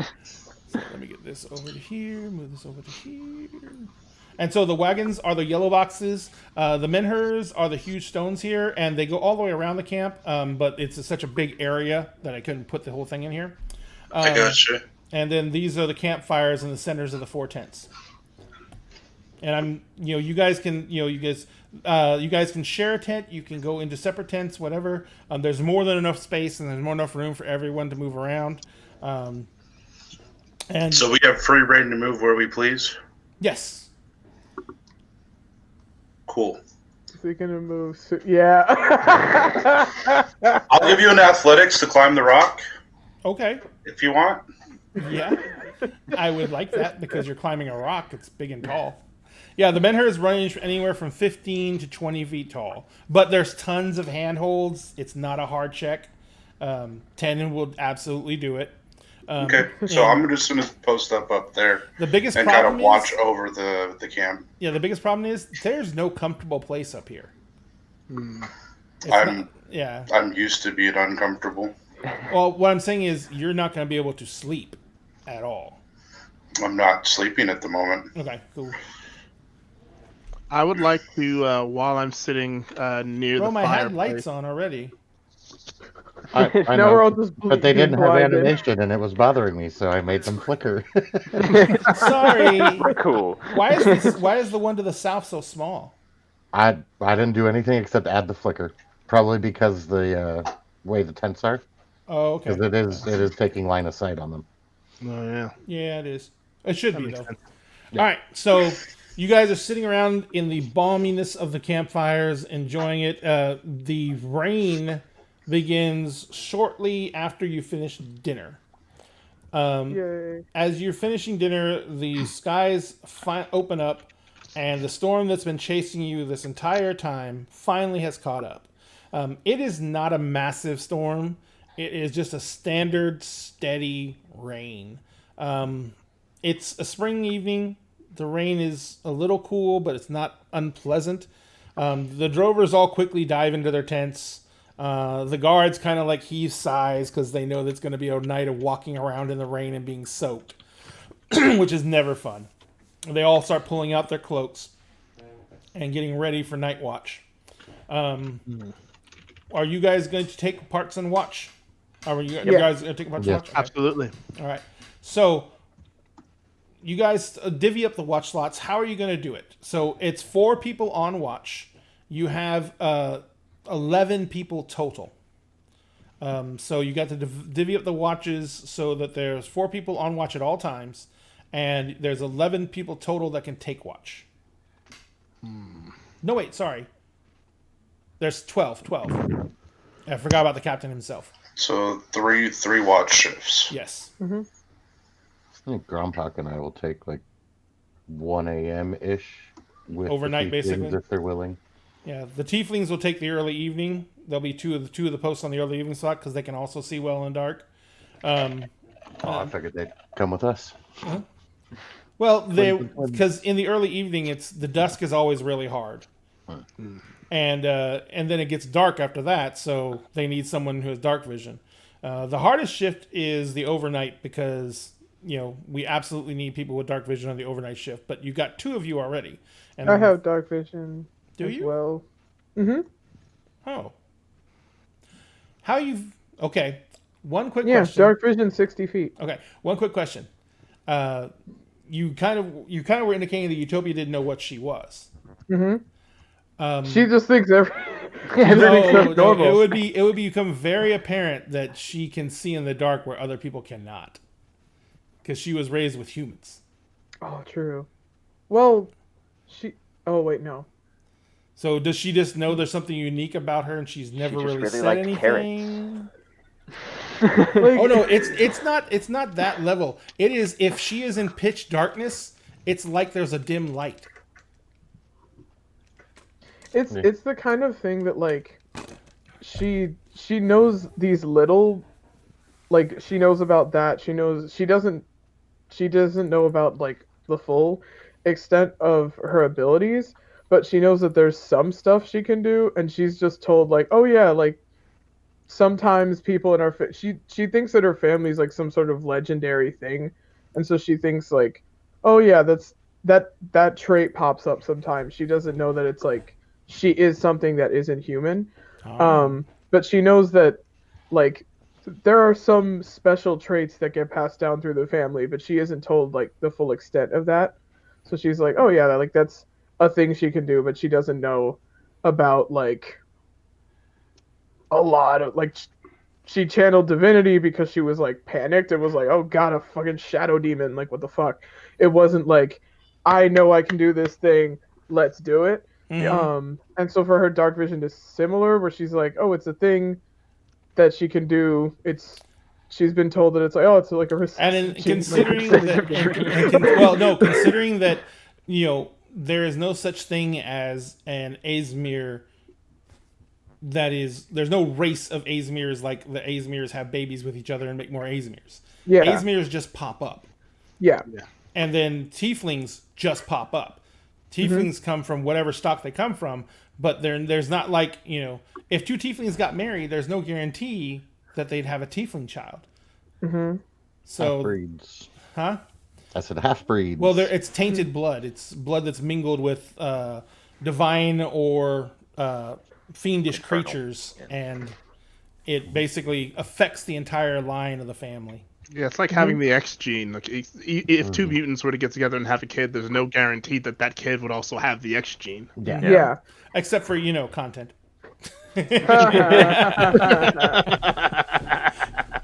So, you guys are setting up for the evening, getting ready to get into that whole drudgery of sitting through a storm. The first set of watches go without a hitch. There's no real disturbances, no nothing. Everyone goes out for their watches, and so this would be the watch that Grandpak and Shigash said they were on. Is anyone else going to be on this watch? We need 2 other people. We can do 2 guards and Grandpak and Shigash, or We took the middle of the night watch, right? Yeah, because there's only 3 watches, 3 4-hour watches. Val, I'll go ahead and take the watch as well with Okay. them.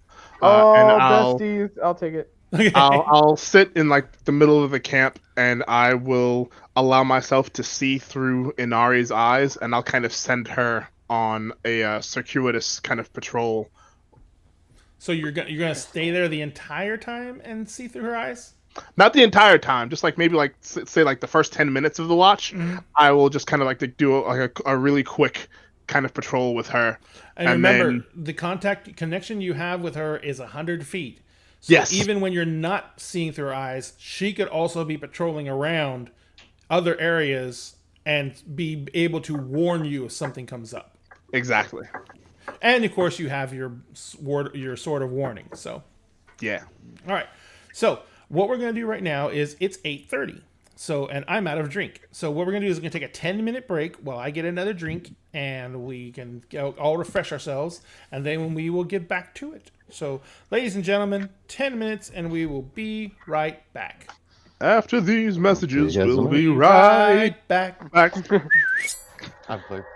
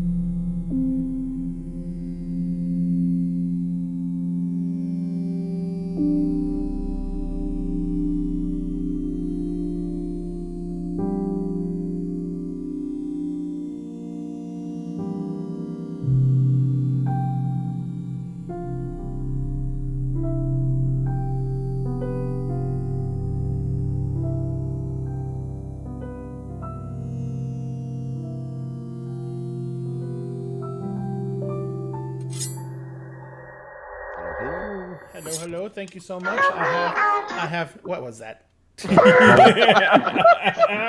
Well, damn.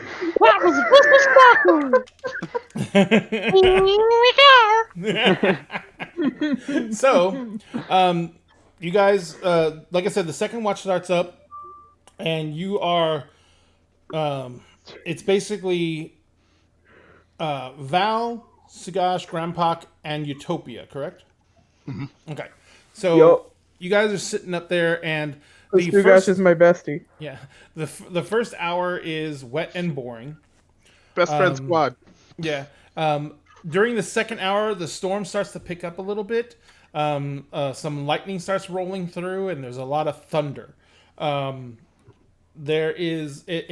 It's the flashes of light help silhouette things, but also makes it a little bit hard because after each flash, you have that momentary blindness because you can't predict them, and it basically it's just a giant crack of light, and suddenly your dark vision is thrown completely out of whack. As you guys are sitting there, and a particularly bad lightning crack goes off that actually blows a tree up on the hill right next to your camp. The thunder hits, and there's a giant roar because it's like right there. And as you're all spin and look at the tree as it cracks. Right then, as all sitting there, you're sitting there, Sphinx or Val, and your sword just goes nuts. I immediately get up and draw my blade. So you're sitting in the middle of the camp. You jump up, you draw your blade. We've got company. You hear stomping feet from out on the edge of to the west. You hear stomping feet, and you see on the edge of your vision a bunch of large figures come running in between the stone menhirs. And it's a large group of axe beaks. Oh. And they basically begin running in, and they begin splitting up, and they don't even seem to be super concerned about you guys or anything like that. Val, you're in the middle. Sugash, I want you to put yourself where you would have been on patrol. Where are the our Aurochs? Right, that yellow line to the northeast. They're pinned up there. Put it there. Got it. And then Utopia, where would you have been? I mean, I'd probably be like nearby Val. You're actually, the reason Val's staying there is because he's having his familiar run around. Oh. So you it's kind of a whole. You're supposed to be patrolling around the outside ring of the tents. Okay, then I'd be like over here in this little like spot of. Oh my gosh. Are you actually in the tent, Am? Didn't you sleep on the Aurochs? I don't know if I slept on them this night. Yeah, it's raining. It's raining this night. And when it rains, they really smell. Oh my It's gosh. really, really. Damn. Yeah, that really that damn wet, cow. wet Auroch. we love that. Wet Auroch is not pleasant. All right, so that's where you're in Delightful. Utopia. Yeah. All right, so Utopia, you can easily see that these giant silhouettes. Everyone's heard tales about axe beaks. These are large creatures, Yeah. and they're thudding around. Utopia, make me a perception check. Ooh. God dang it. 10. They're not moving. It's a 12. Yeah. +2. Oh, I forgot. I didn't roll for my character sheet. Sorry. Yes. Roll from your character sheet. I'm sorry. No. But anyway, they're not moving like they move when they're out hunting. Normally, they're either ambush predators when they're by themselves, or when they're in a pack, they're pack animals and they're chasing something down and they're slashing it with their beaks to make it bleed out as it tries to run away. Okay. So this is not normal behavior for them. Oh, They Fox Rider said that the stream can't see the map. Oh, yep, I'm sorry. I thought I hit the button. I did not hit the button hard enough. Ta-da! Slap the button. Slap the hell out of the button. Punch the Slap button. that button. Zoom out a little Don't bit. forget to smash that button, everyone. Like, share, and Smash that subscribe. like button. Zoom out a little bit so you can see it. So they're moving very erratically. They're bumping into each other. They're not acting coordinated at all, and they seem to be in a panic. So everyone, it's set up. Oh, let me set this up real fast. Do I see this going on? Yes, they're coming into the light. Can I throw a cantrip of light in front of them? Hang on one second. Oh, there it is.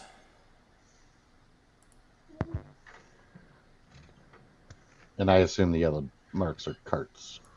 Yes, those are the carts. Okay, so I wouldn't see them, I would just hear it. Yeah, there's a there's a cart right there. Alright, there's that. I'm gonna Bestie, remove I'm you afraid to tell you guys. this. We're gonna get stabbed. Alright, so I need everyone to roll me initiative even if you're asleep. Okay. Oh,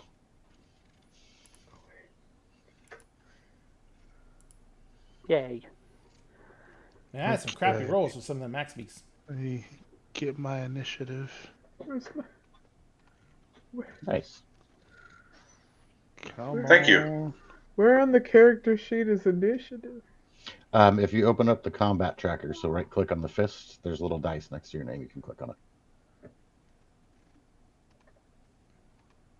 Oh, okay. All right.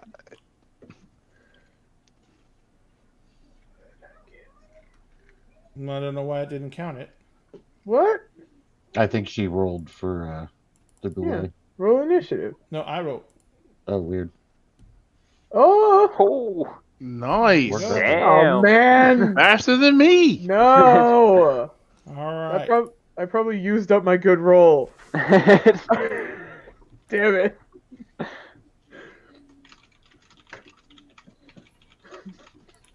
But I was like, there's company. Utopia's like, yep, I'm looking at him. Dun, dun, dun, dun, dun. Alright, so you guys are sitting there and you see this all coming in. So we're gonna start combat. They're not gonna get any surprise on you because of the sword.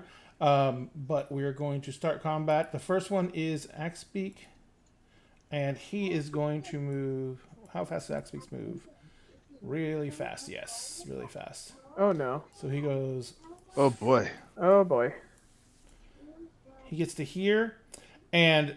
Oh, wait. No, he gets to the back of the cart. And literally, this is the first thing he tries to do. He is going to make a dexterity check. And he is going to try and climb the cart. Okay. I mean, if that's what he wants to do, I guess. And he jumps up and he literally he's like ripping apart the awning that's over the cart. He's tearing apart boxes, but he scales up the side of the cart. He's standing on top of the cart, kind of smashing the covering down, and he's spinning around. He's not even paying attention to you, and he's looking down and he's screaming, mainly looking at the other axe beaks, but he's screaming back at the other animals. Utopia, you're up. Interesting. Oh my god. Well, I don't want to just attack them and have them like come for me. So, and especially since they seem to just be freaking out about something else, I'm suspicious because what's making them freak out? Mm-hmm. Is there something that like drove them over here? Don't know. I don't know. Because we were just trying to have dinner a couple days ago, and then darkness showed up. So, like, I don't trust I'm not anything business that's and happening shit. right now. Well, you are now officially a D&D player. Yeah, no, I don't trust anything about Wait until you come anything, across so- your actual treasure chest. Watch the rest of the party. Oh my gosh. Oh man. I ain't touching Oh, it. shit. Oh no. What'd Fox you do? Rider is so correct. What's Trying to that? get off the ground. Does that mean a fucking land shark? I hate Don't this. read chat because Utopia read doesn't know that. So what are you gonna do? I'm gonna hold an action. Okay, are you gonna move at all? Because remember, your hold action cannot include movement.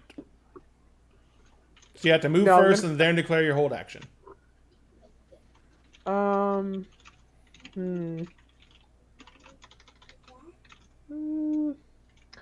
I'm gonna move. I'm gonna move like here next to this cart, and hold. If they attack me, Mm-hmm. then I will swing my warhammer. All right. So if any of them attack you, not just get close to you, but attack you. Yeah, no, if specifically. they attack me, because right now it's just like they're just kind of freaking out, and I don't No want problem. to provoke them. So you if I have a don't held have action to attack one if it attacks you, and Yeah. that is the end of your action. Val. All right, Val will move up. Let's see, where am I? I'm gonna move right there by the tent. up this way. Oh, there's a wall. Hang on. Wee. About here. No, I can't do that. Why won't you let me move? All right. And then I'm going to, let's see, how far away is that thing? Cool. I am going to.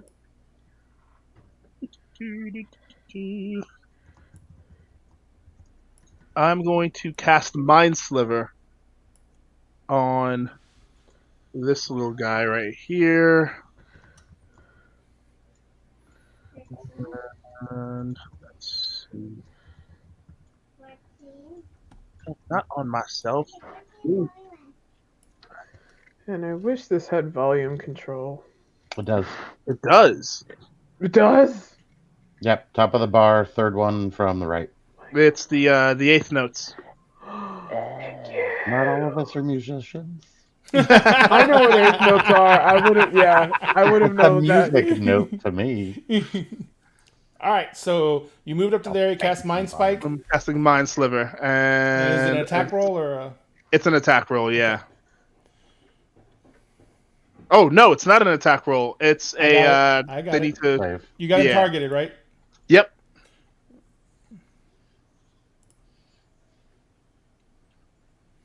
And it looks like he fails. All right. Nice. Rolls the damage. So 1d6 damage. And he has to subtract 1d4 from the next saving throw it makes before the end of my next turn. All right. That's a very specific one. All Yeah, right, that's so all right, so it shakes its head and screams out in pain, and its head snaps around with its eyes are huge, like it has no idea what just happened to it. And then for my bonus action, I will turn towards Utopia, and I will sing out, bird, bird, bird. Bird is the word. Have you heard about the bird? Do you need line of sight, Everybody or knows just that the bird does is she the just need to word. hear you?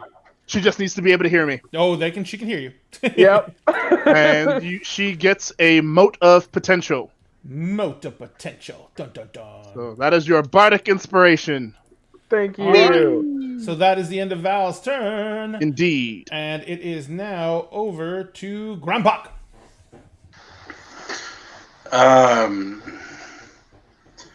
So as my action, I'm going to cantrip a ball of light Okay. right here in front of them. Got it. And as I do that, I will awaken! Got it. Bello, are you going to move at all? No. All right. He's chilling. I mean, I can move along this rock without getting off the rock, correct? Yes, absolutely.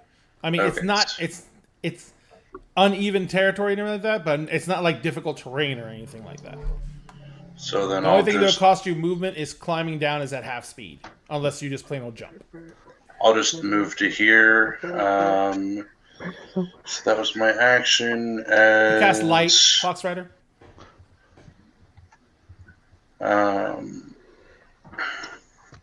This is, Frick.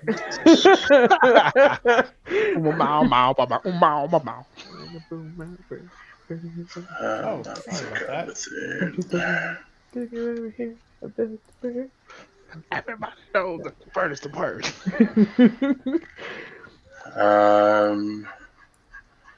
And as a bonus action, I will cast Shield of Faith on Val. Ooh.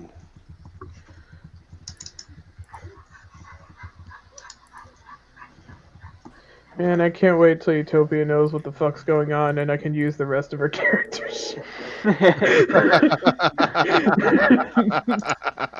Because all of her, like, cool ASMR things, she doesn't know. So I'm like, nope, can't do any of that. So, Val, you have a +2 to your AC while I have concentration on this spell. Dun, Oh, dun, legit. dun. Thank All you. right. Anything else, Grandpa? No. All right. I will keep my eyes on. Now that everything's lit up, can I check to see if there's anything behind the axe beaks?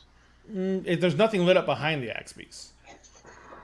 Okay. It's a 20-foot. You see where the globe is. That's Right. No, yeah. it's a 20-foot light. I assumed it shed dim light outside of that. Yes, it does. not? It does. It does. So, oh yeah, and you see. Never mind. Dark vision. I forgot. There's nothing Yeah. visible behind them. The ground is all torn up from them running up here, because it's been raining for a while, so the ground's pretty wet. And they tore ass to get up here. There's nothing behind them that you can see. Okay. Does a light freak them out? Not a bit. The random light popping up in the middle of them does not freak them out? Whatever's They're on them already has freaked them out. fucking terrified. Oh, Cool. boy. Cool. Aom! All right. Groundpox's bellow at the top of his lungs and a screeching of the axe beaks as it was climbing up the cart has definitely woken you up. Which tent are you in? That one? Okay. Yep. So what are you going to do? I believe I'm just going to sprint over to this cart. Standing up takes you half movement. Yep. Doesn't count as an action or bonus action, right? It's your movement action, so. Okay. Yeah. So you So I have... Yeah. Can't move then? No. Sorry. Standing up is not an action at all. Yeah. But if you have to stand up during your... It It's counts always for during half your movement, movement yeah. phase. It makes your movement one half of what it was. Okay. So yeah, then I'm gonna use my bonus action to dash. So The dash is the normal distance. Okay. Yes, that's. Yeah, I can get there, no problem. Yeah, so I'm just gonna run up and sort of like. Oh, what the heck? The attempted token movement collides with at least one wall. What? Which wall am I hitting? The One of tent, the probably. The tents Oh, count okay. as walls. Okay, so I'll move You to. don't want to trample someone's tent. Yeah, true. There we go. And then we'll go over here. You have to navigate around the tents. Yeah, literally. I have, like, I'm so glad I infinite put movement. walls up on the tents. I could Alright. jump it. True. That's true. Alright, He could so just. you get up to that point. What are you gonna do from there? I'm just gonna hold my action. I guess if anything gets into like my little sphere and is aggressive towards me, I'll hit them. All right. So if basically anything attacks you, you're gonna attack it. Yeah. All right. That is the end of that. Your turn. All right. Let's go and find this little sucker. All right. So this one is gonna go 5, 10, 15. It's gonna make a dex check. Come on. Do.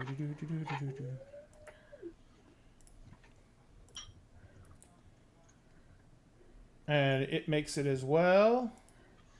And it scrambles up on top of the cart, shows past its buddy, and it's standing on top of the cart as well. Grandpa, because you're the only one really high enough to see this, no more axe beaks will literally fit on top of this cart. These are two large creatures up here. They're smashing shit. They're knocking stuff off the cart, but they're actually kind of fighting with each other, but not really seriously. But that's all that'll fit up here. So if anything else tries to climb up this cart, it's things are gonna get bad. All right, so that is its turn, and next is Sugash. All right. So Shield of Faith for me. Then I'm doing Shield of Faith as an action, even though it's a bonus action. Okay. And a bonus action aggressive, which will give me 60 feet of movement. Nice. Which will put me. Oh, I need to move, not mark. So from here to here to here. And that's me. All right. All right. So next is a bunch of axe beaks. Oh boy. Yikes. 5, 10, 15, 20, 25. And then it's going to try and climb up. Oh no.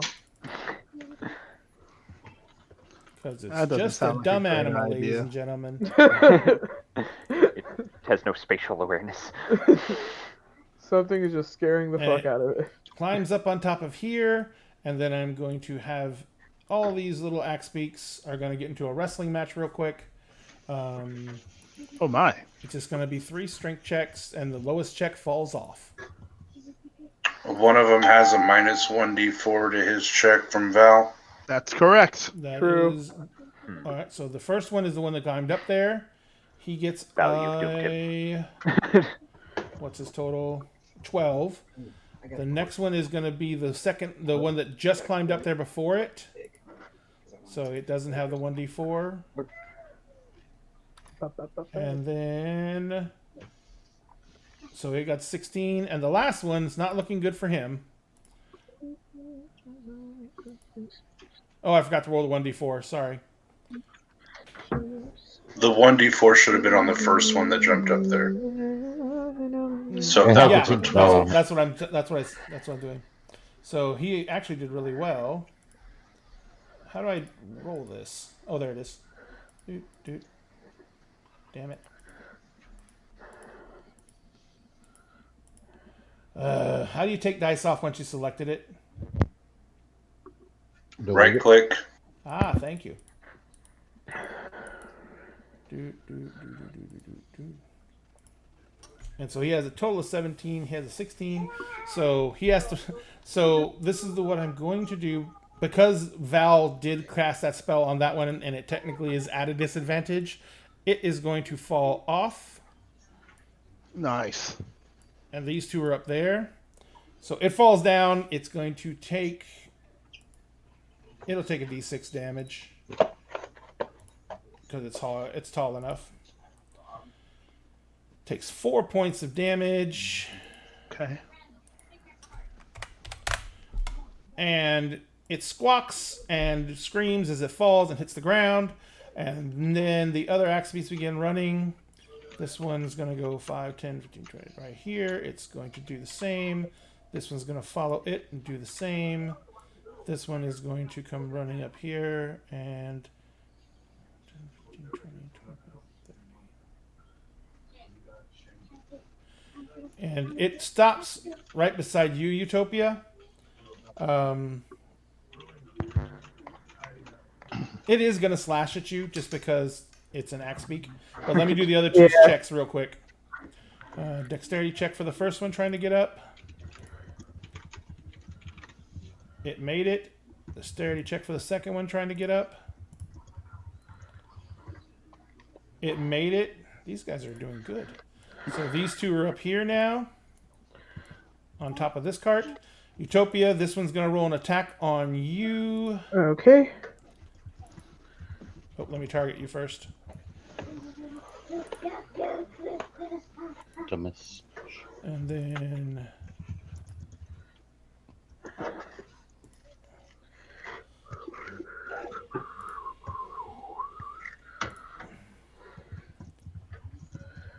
And it misses you completely.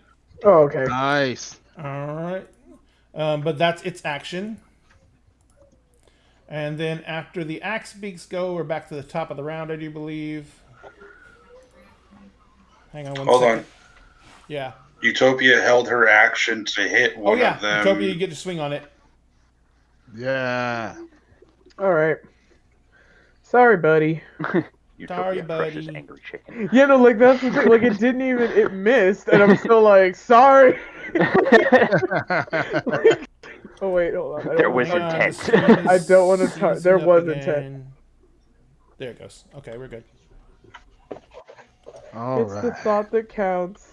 And you wanted to hurt me, so. Hold on. Do. Yep, we got it.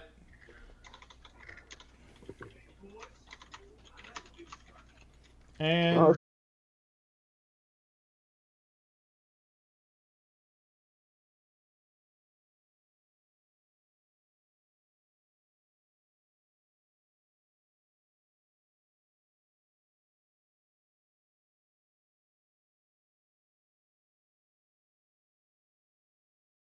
Yeah, it does.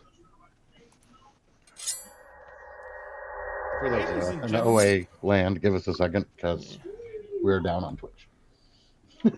Whee! ladies and gentlemen, Slobs crashed again. So, and oh wow, we have to get out of Foundry. Foundry is having issues. Oh, should we all refresh? Well, I'm gonna jump out of Foundry. Oh wait, how do you refresh your Foundry again, Frank? F5.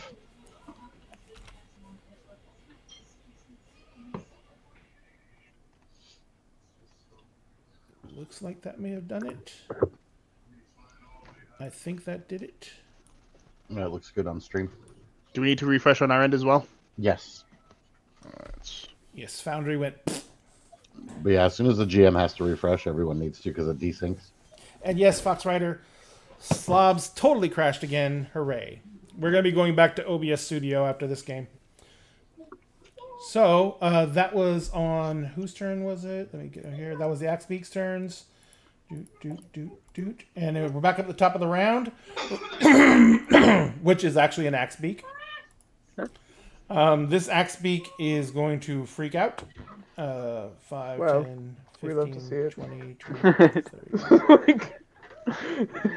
30. Gotta love that panic.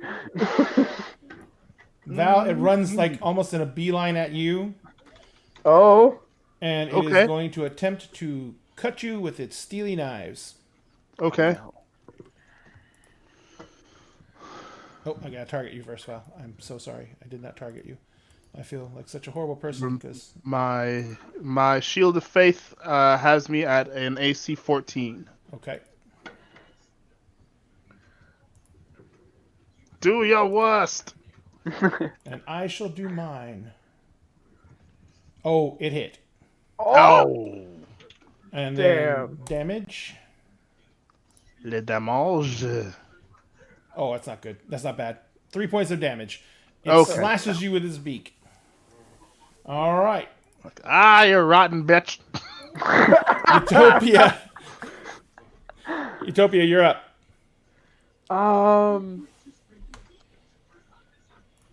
You know what?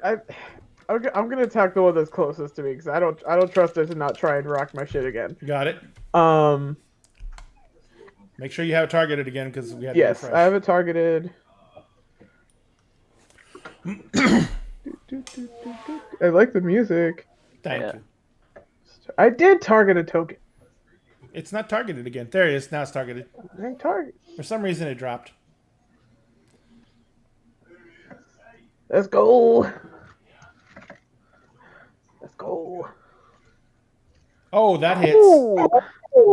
Crunchy, crunchy. Very nice. Remember to roll versatile on the damage because I'm assuming you're swinging two-handed. Yeah. And if you want to use... Oh, no, you haven't used your moat yet, so never mind. No, not yet. 9 points of bludgeoning damage.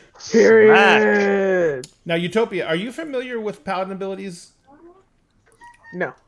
Okay, so one of the things paladins have the ability to do is they can spend spell slots for smite damage.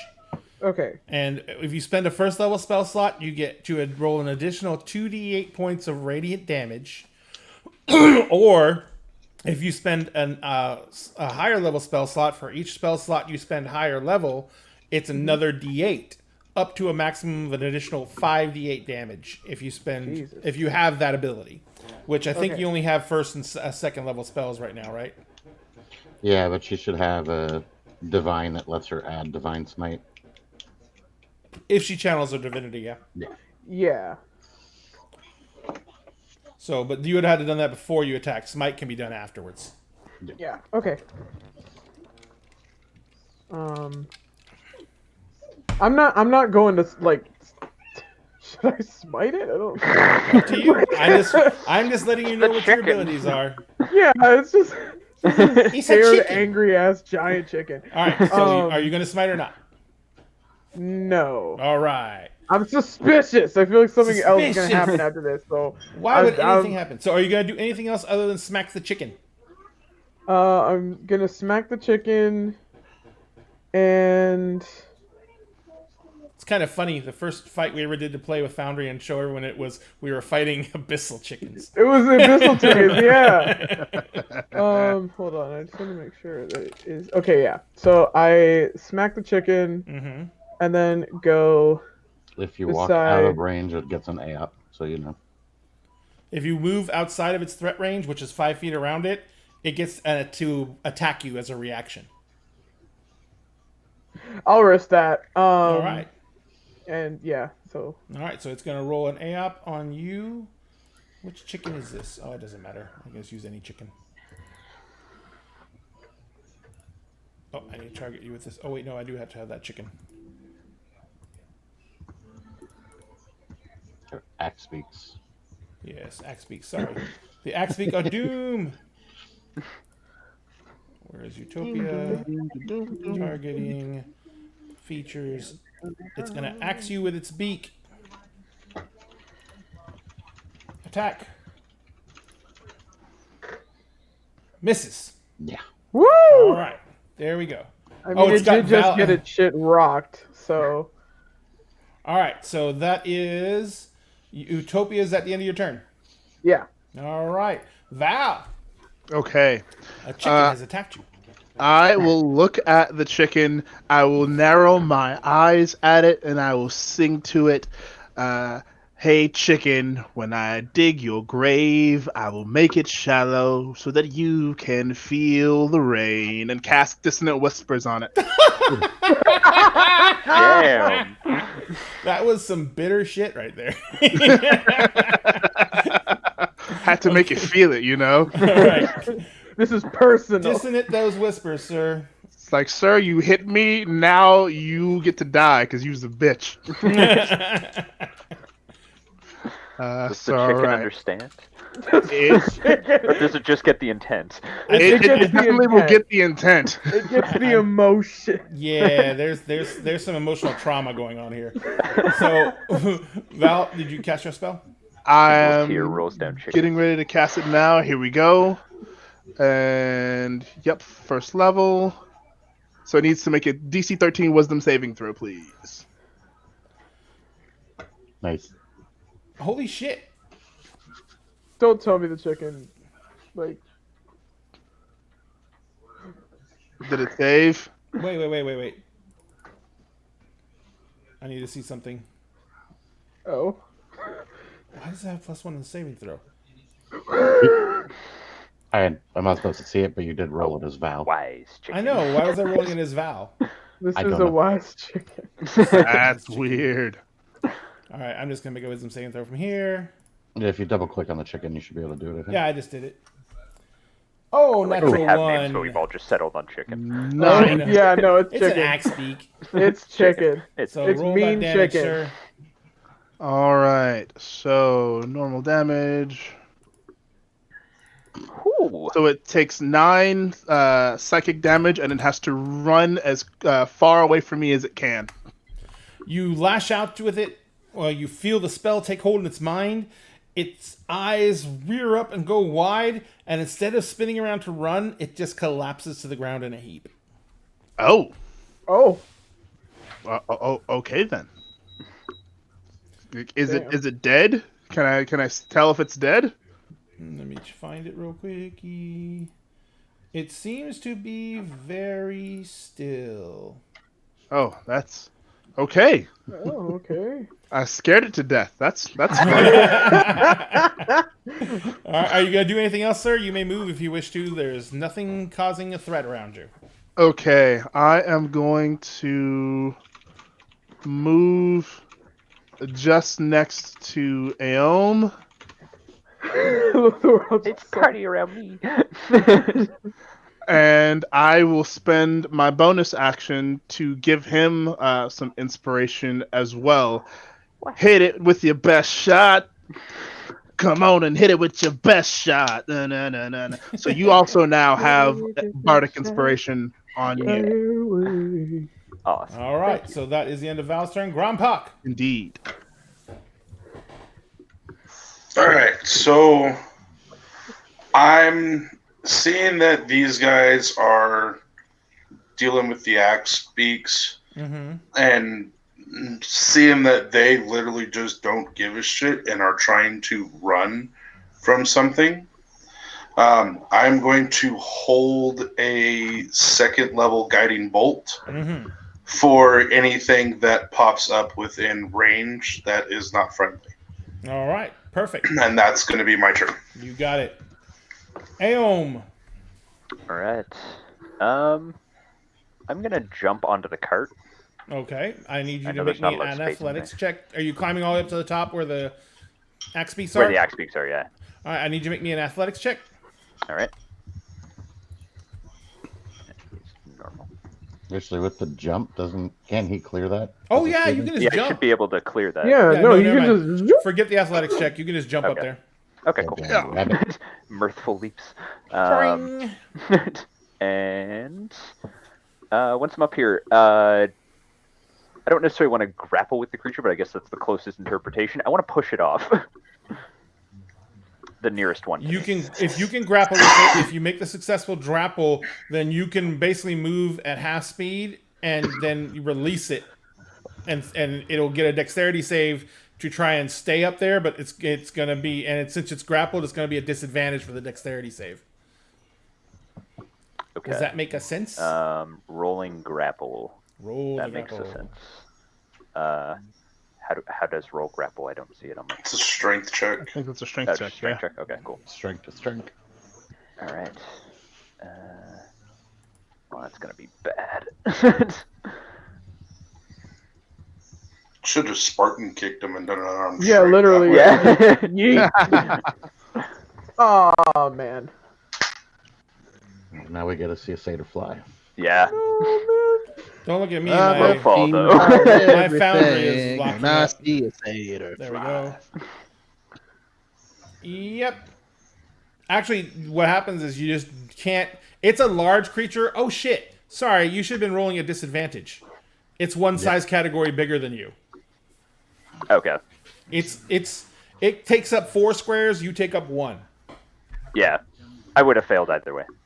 I'm imagining. Yeah. Do you want me to roll again? No. It basically, you try and shove it off. It's just too big and bulky. Yeah. Quick question. So I know as with grapple, you can do acrobatics instead. Is that just to get out of a grapple, or can you use That's it just to get instead out. during a grapple? Okay, cool. Yeah. Once you're in a grapple, there's no real fancy gymnastics involved. It's just Yeah. brute strength versus brute strength. Yeah. Okay. All right. Come on, I so- can't do some judo stuff. Well, I mean, momentum. maybe. But I've watched plenty of fights, and that doesn't usually happen a lot. But have you watched many fights with large chickens? You know, I have not. Featuring I mean- goat people. Family Guy. Family Guy. All right, so the axe beak that you just tried to throw off the top of the cart is very upset with you. Oh no. It Yeah, is going to sadly, Aeom is slash not you king of the with cart. its axe beak. And it misses. Awesome. Oh, okay. And that is its Lightning turn step because out of the way. it has no intentions of getting down. Sugash. This is quite different from Rome, so the only thing I can really do again is use aggressive and keep running. So where was I going again? Can I fit between these tents? Yes. Okay. So I'm gonna go my full movement. If I can remember to click on the button that lets me move. Ba-dunk-dunk. That would be me. All right. Okay. Next, we get a bunch of axe beaks. Angry chickens. This axe beak, the first axe beak, it's up there. It's not going to do anything. It's screaming and looking around. Grandpa, because you can see this easily, and Aeon, because you're up there with it. It is looking over the edge of the cart and looking down and going to each one of the edges and looking down and looking around and screaming at the ground. Oh, shit. All the other two axe beaks on top of the other cart perform the same exact maneuvers. The one on the ground that is besides Sugash, it's going to attempt to climb up the cart it's on. Sugash, you may take an AOP if you like. Sure. Or no, you're not in base to base. I'm Yeah, sorry. I'm not in range. Yeah, you're not in range. You don't have reach. So it's going to do a dexterity roll to try and climb up. I don't like this. I don't like it. And it fails, so it can't climb up. It just sits there and sits there and scrabbles and tries to get up, but it cannot get purchase. On the last Ba-dum. that one does the same thing. Ba-dum. Ba-dum. I need Grompak, Val, Utopia, and Aeom to make me perception checks. Grandpak, you're at disadvantage because of what's happening. Oh, man. Okay. Does my sword help me with that at all? Nope.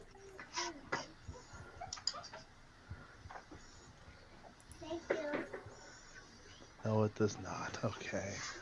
Perception it is. Gonna roll it normally. Oh my gosh! Nice. What? Damn!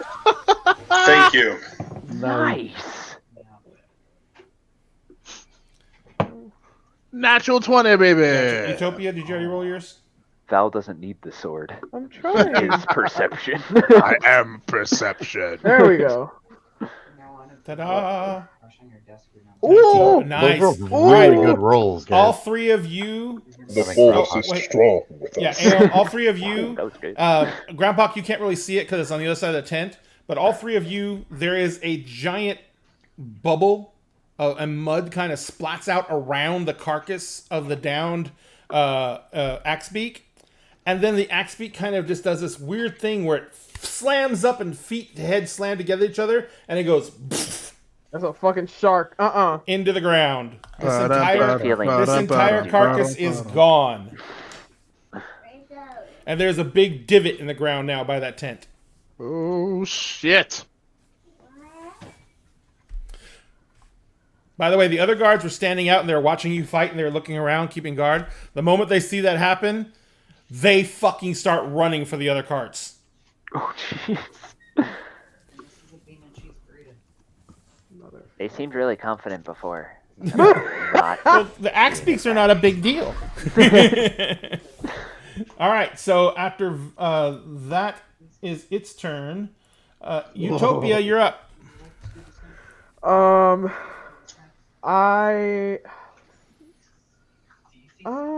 Wait, let me see. The Axebeak. Well, I can't. Well, wait, you can see where my cursor is. It was right in that area, yeah. It was over there. Right in front of that tent. Okay. Get the cows. Not the cows. The cows. Yeah, honestly, Save them! save them. Oh, Die for the cows. oh man.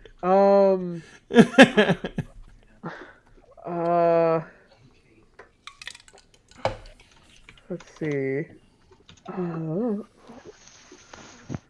I guess I'll hold an action because it was over there. Mm-hmm. But we can't really see, we can't track its movements. We can't see where it's going. Right? You didn't have any indication it was even moving. Okay. Okay, so I'm gonna hold an action to swing if something attacks me again. Because, I don't know where it's going, and I don't want to move and then alert it by moving and have it go for me. Gotcha. Because Someone has seen Tremors too many times. Yeah, no, like I don't know. One of my favorite games as a kid was like this game where you play a worm underground and you just like go up and eat people. So like I'm not fucking moving. All right. So you're holding an action. If anything comes to get you, you're attacking, but otherwise you're not moving. Yes? All right. Just bong. Val, you're up. I'm gonna actually do the same. I'm gonna hold an action. I'm gonna hold Shocking Grasp, in case something comes near me. All right, Shocking Grasp it is. Grompak. Everyone seems to have frozen all of a sudden.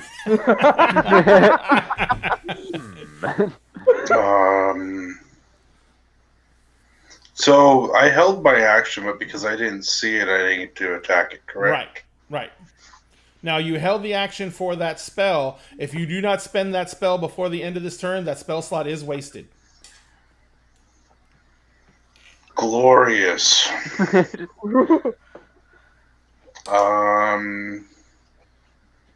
Well, I guess one of these axe speaks is going to be needed. There you go. One of these axe speaks is getting it. It's time to nuke a poor innocent Axebeak. It's standing on the cart that I'm supposed to be protecting, so this is way fucking overkill for it too. But Oh my god. Roll that attack. I cast fuck you. Oh no! Oh! that's 2 in a row. I'm standing beside it. Oh no. I need to change my dice. You're getting them out of your system. You're getting them out of your system. All right. So, are you going to move at all, Grompak? Would you chance it? Why? If I just watch something on the ground get gobbled, why would I get off a giant piece of stone? Glory. I'm just saying. Glory. It got freaking Ayo. warped. There is an Axebeak right. in front of you. It doesn't look happy. It's still trying to destroy the cargo. and It's not caring about the cargo. It's just destroying it incidentally. Incidentally, but It'll destroy cargo. yeah, we were brought on to help that cargo. Okay. Actually, let me just... Yeah, you know what? I'm just gonna unarmed strike. Roll that beautiful bean footage. Oh, sorry, I gotta target it. Yes, you got to target it. Yeah. I like it. I don't know if this is an update or not, but do you notice, Rome, that now if you don't have something targeted, it tells you? Yeah, no, I turned that on. Oh, thank you so much. I'm trying to encourage more of the Foundry use Yes. because it's definitely helpful. Definitely hit the Axebeak. Okay. Alright, and Roll that damage. 2. 5 points of damage. Alright, and I'm gonna bonus action another unarmed strike.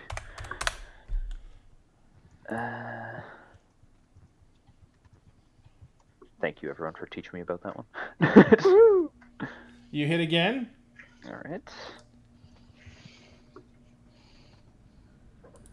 Another 5. If I kill it, I just want to like try to knock it out. It's letting out cries of pain, but it's not going down. Okay. It's squawking. All right. Perfect. All right. Are you doing anything else? No, that is my turn. All right. So next is said Axebeak. Oh boy. It screeches at you. It has you targeted already, so I can go and roll. And slashes at you with its massive beak of bladiness. And misses. So that is its turn. It is now on to Sugash. Yeah, I'm just gonna straight whack this thing with my mace. Wacky wacky. Try not to die, buddy. Yeah. Not worried about the big chicken. Is there an Orcish word for chicken? I can't remember what Not that Ray I've said. taught Do they myself taste yet. any good? It just goes under the general banner of food. Food. Oh, man. Another natural one. Ouch. All right. Succeed together and they fail together. There we never go. mind. That's true. That's brother. They are right so Your fault, linked. Grandpuck. Your fault. This one. I hear a fly in the wind. Is that you, Shugosh? Get off your rock and fight like an orc. The sass. 1d4 psychic damage. Damn. Yeah, 1 second. Can he roll vicious mockery? I'm saying, I was gonna say. He does in West Haven, and it Yeah. fucking hurts. 2 party members, Good. too. Woo, we had a glitch, but we're back. I talk a lot of crap to party members as a bard, and they take a lot of psychic damage from Vicious Mockery. Honestly, that's just being like siblings, though. Like That's the fair. shit that my sister and I say to each other. My mom's like, "Are you allowed?" And I'm like, "It's fine. It's fine." So true. If you don't roast each other, Do are you love each really other? besties? Like, All right. Sorry about that. I was checking to see if something else was causing an issue. So that axe beak is just going to squawk. This axe beak is going to do the same because it's safe. That one, you swing it with your mace. It is in such a blind panic, it doesn't even pay attention to you. And it attempts to climb up the side of the cart. oh, not this again. And it fails. It is literally ignoring you, Sugash. Its eyes are huge. It's using its beak and its legs, and it's just trying to scramble up the cart. It's tearing apart the boxes on the side on the cart. It's ripped apart the covering, but it is desperately trying to get up there. And the last axe beak is not going to do anything. On its turn, I need to roll a 50-50. No, I'm not. I'm going to roll a... There's a...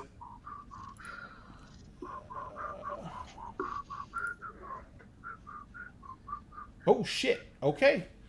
All right.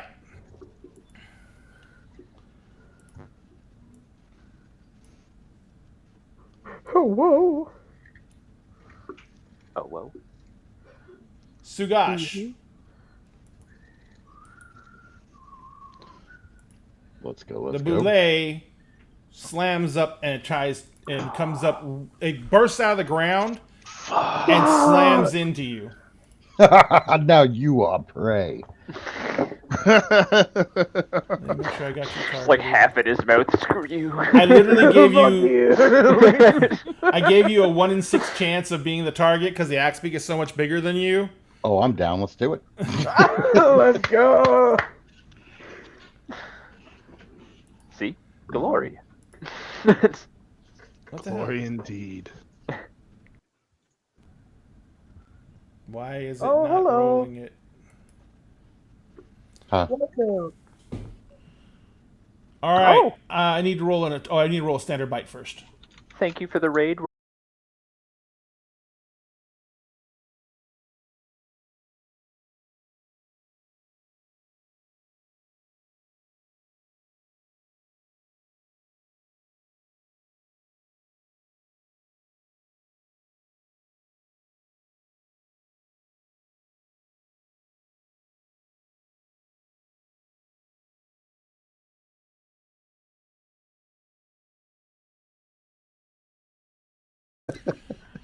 Oh my goodness.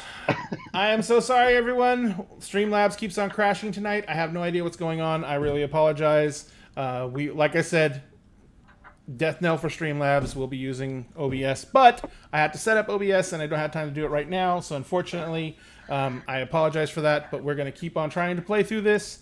In the meantime, the boulet has made its appearance. And it has attacked Sugash, but it So missed. it's a French land shark? It's a French land shark. Creme brulee. And how we treat our Comment channels ça va, differently boulet? cracks me up, Ray. Huh? I said how we treat our channels differently cracks me up. Why is that? You have like nonstop to apologize for Streamlabs, my guys. I'm like, I'm fucking used to it. Shit happens. Like, just whatever, guys. Yeah, I like how your term for them was fuckers. Yeah, they literally come into the chat with motherfucker as like talking to us. It's their greeting. Yeah, What's like, up? That's All right, awesome. so That's my fault. It is Yeah, the it Boulet's turn is over, but it is now actually visible and on the surface. Utopia, you're Oh. up. let's go. Oh well. It is right there. Oh, Yeah. and if you want to see what a Boulet looks like, Boule, boule, Boulet boule, mange de sugar. boule. I mean, where is it? I remember in your like introductory explanation that like they have like pretty much like natural armor on their backs. Yeah, Not more um, than just their backs. Pretty like everything but the stomach, right? they're think plate. Like there's openings throughout their body, but they are large scales. that cover their whole bodies. There's just thin, narrow openings, and then the stomach is usually fairly open, Uh-huh. but the back is ridged and sharp. Okay. Like it's not just a smooth shell. They have spikes. Yeah, there you go. That's what Oh. a Boulet looks like. Oh dang. Boule, Okay. boule. Boule, boule. So Booty, booty. Boule, boule, boule, boule, rocking everywhere. Sorry. Yeah, my guys are like, this is normal by now. let me see. She knows what everyone else knows, that they're terrifying. They pull people underground and chew them to pieces. They're Yeah. aggressive as hell. Oh my gosh. I Do they mean- hunt by sight or sound? Sound. Look. Sound. Sound. Yep. Sound and vibration is a big one for them. Sound when of they're vibration. underground. And I'm in like heavy armor, so like every move What are you gonna do? It's a combat action. You literally have 6 seconds. Oh my god. Like 5. keep holding my action like if it attacks me to swing, but like it's fucking Let's do one thing. Your what? hero and your friend is being attacked. Never mind. That's my bestie. I'm gonna that's my Yes, bestie. press squad, let's go. Yeah. Okay. Run up next to it All right. and sure you take a target it. double-handed swing. Let me target it. Screw it. That's my bestie. Go.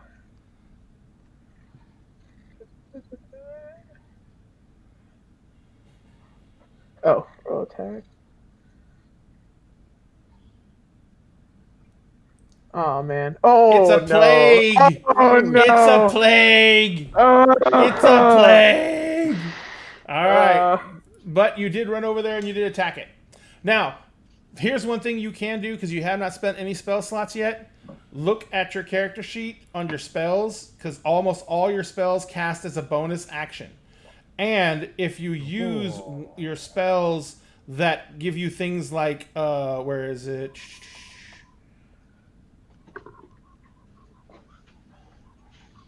Oh, you didn't take any. what? I was looking for your strikes, your smite spells, but you didn't take any. I don't think you have enough spells. We're gonna have to go over your character sheet, Okay. but that comes after combat. So, Oh no, this is what D&D Beyond gave me. oh yeah, there's more you have to actually pick. Oh shoot. Okay. Yeah, we'll do it later. It's okay. You still have your smites, which is your bread and butter. Yee. All right, so that is the end of your action. Val. Sean? Okay, Val will. I've seen that thing come up, and I am staying right where I am. However, comma, I am looking dead at it, and with all of just the disgust I can muster, I whisper towards it. You are going to make an excellent belt. And I cast Dissonant Whispers at 2nd level. Oh boy. Give me that roll, sir. Make sure you got it targeted. Hell yeah.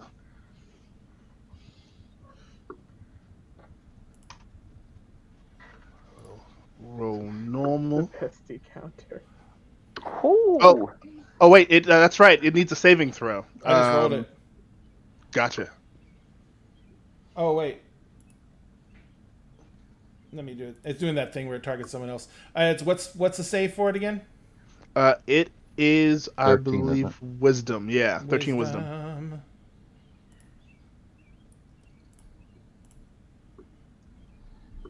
Oh my god, it's the wisest boule ever.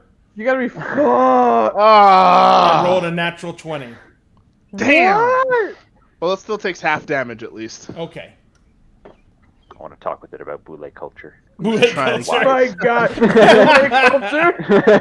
I was trying to get it to run away if I could, but that's all right. I still make an excellent belt. So boule culture is kind of we eat shit, and once a season, boules get together and try and kill each other, and if we don't kill each other, we try and make a baby. If we don't make a baby, we try and kill each other again. Vibrant, indeed. And I, for my bonus action, I will look at Sugash, and I will sing out, "If you don't kill it right now, I will never, never, never like you." Ooh, and cast my last bardic inspiration at him. Were you dropped as a small child? Perhaps. Random break out in song. All right.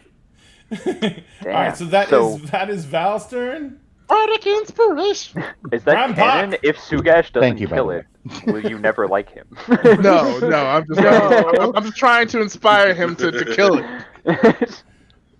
I'm just messing with you, buddy. I love you. I love you. We love you, bestie. So, Come on. does jumping count as my movement or no? I'll count as half your movement Oh, the Grandpa entrance. because you're moving. Oh, you're gonna move boy. 15 feet down. Okay. And you're gonna have to make me an athletics or acrobatics roll. Otherwise, if you fail it, you're gonna take the falling damage. Gotcha.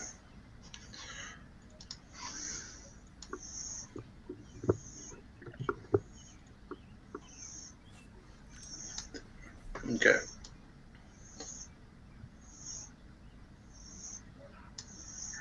So I'll move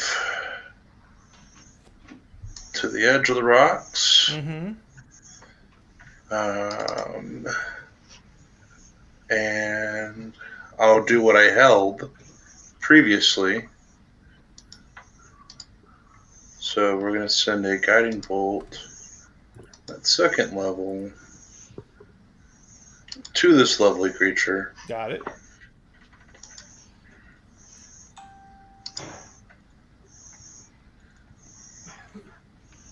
Nice. And a hit. And Nice. there is damage. Jesus. Nice. A lot of dice. That's a lot of dice. And so with guiding bolt, the next attack roll made against this target before the end of your next turn has advantage. Yeah, it does. So if you guys hit it, you have advantage on your next strikes. Woo. And that is going, or actually, as a bonus action, I'd like to summon my spiritual weapon. All right. It's within 60 feet, so you can place it within 60 feet. Oh, do we have a thing for spiritual weapon?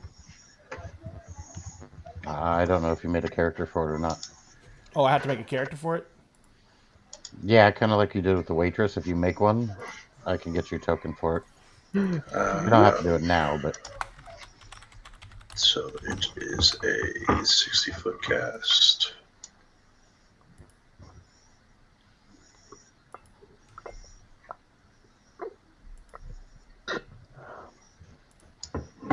Okay. So it's going to appear behind Utopia. Oop. And I'm not attacking with it this turn because it's not within range. Yeah, thank you for not shanking me.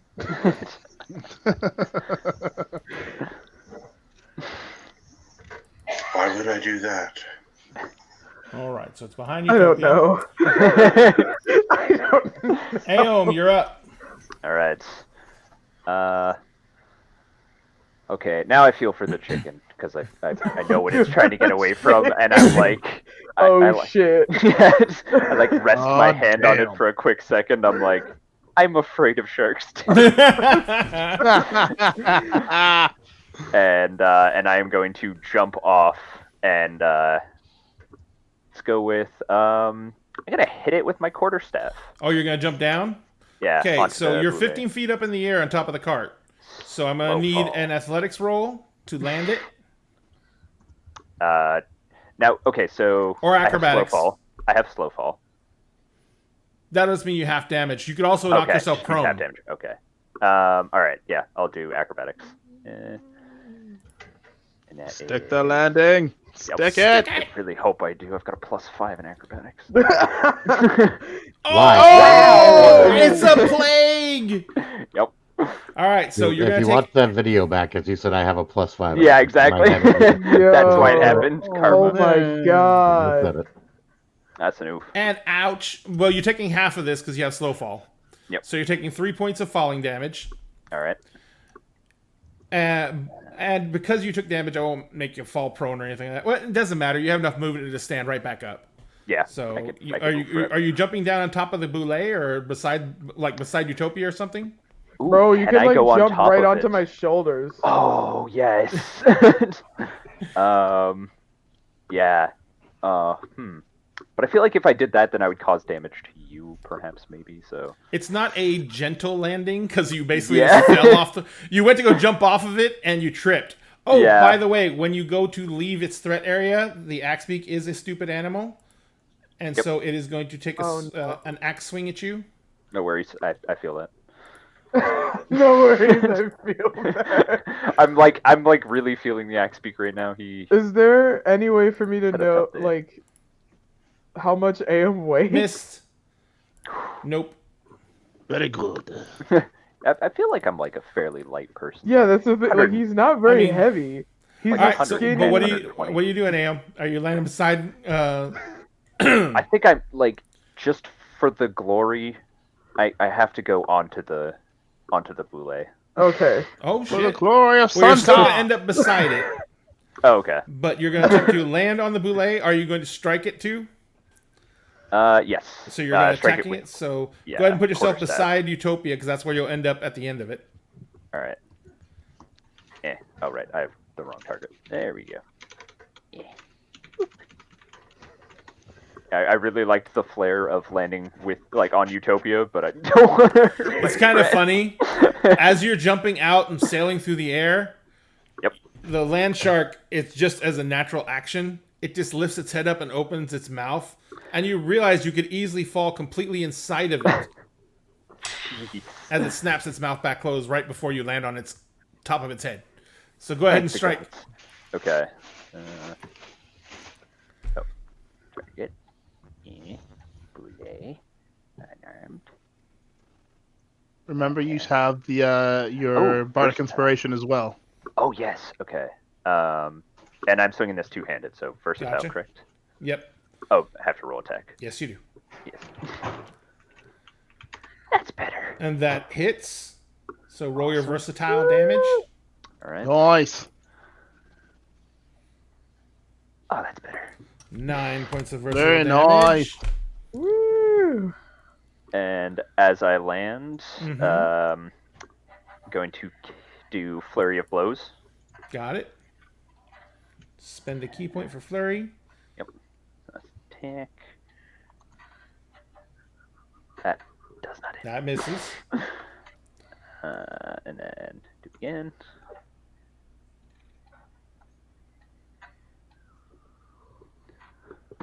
That hits. That does much better. Yeah, I saw that one for a second. I was like, oh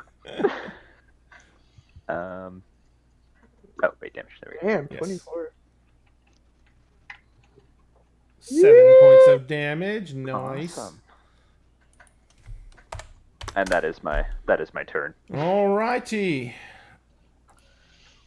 Next person up is this Axebeak, who, now that he's not there and it sees where the boule is, goes 5, 10, 15, 20, 25, 30, 35, 40, 45, 50, 55, 60, 65, 70, 75, 80, 85, 90. No, wait.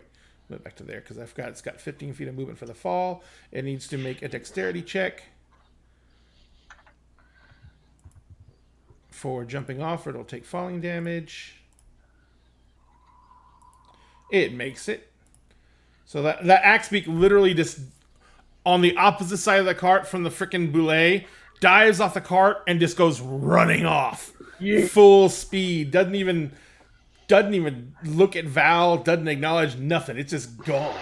Just Fuck looks at this like a shit. librarian. I'm out. Just give it like a little salute to it. And as it runs away, you hear in a really squeaky bird voice, "Your boyfriend's a bitch!" You bastard. Gosh, you're up. It's like, oh damn. I'm just like, did you hear that shit? Did you hear that shit? Did everybody else hear that?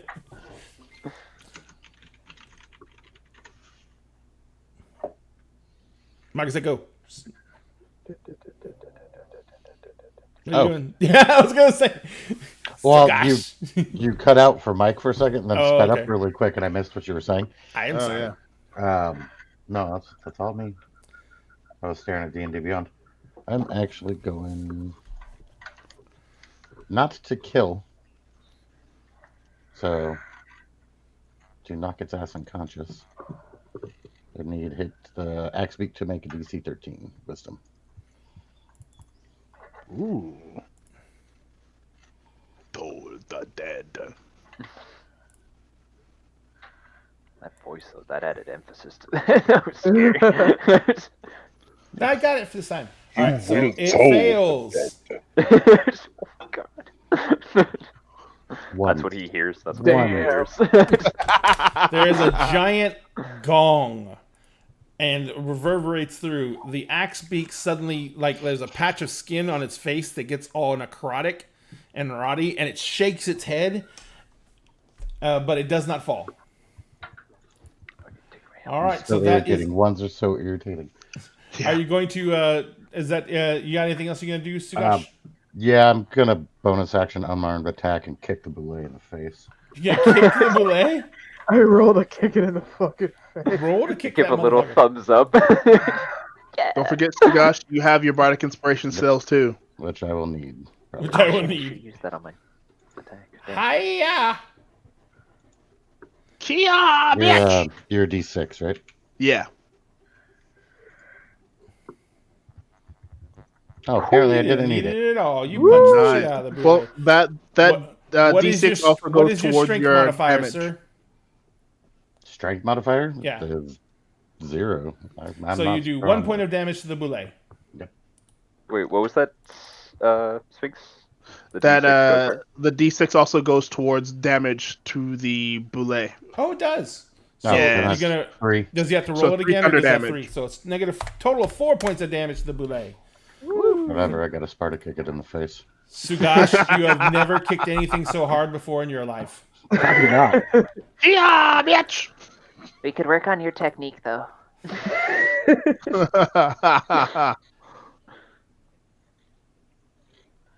That one runs over to there. It's got to make the same check.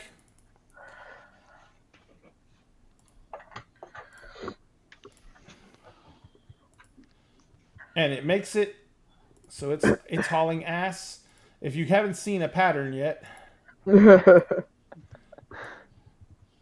I have no idea why it could be running. Nah. It's not like there's a land shark trying to eat us or anything. No, It's not like they didn't bring this land shark right into your camp, Yeah, not dump like it this with is their you, and then frickin' ran fault. for it. And also, we killed one of them. They brought the party in and they're just gonna leave. And he made it. Oh shit! The nerve, the audacity. They are the rudest partygoers ever.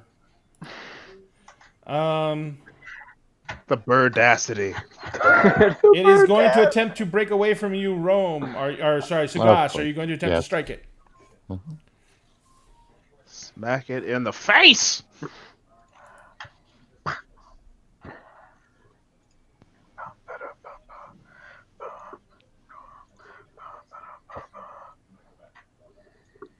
You hit the axe beak. Nice. Screw you, chicken. I'm getting really sick of ones. Damn. Oh, man. It's, All right. It squawks as you slap it in the ass with your mace.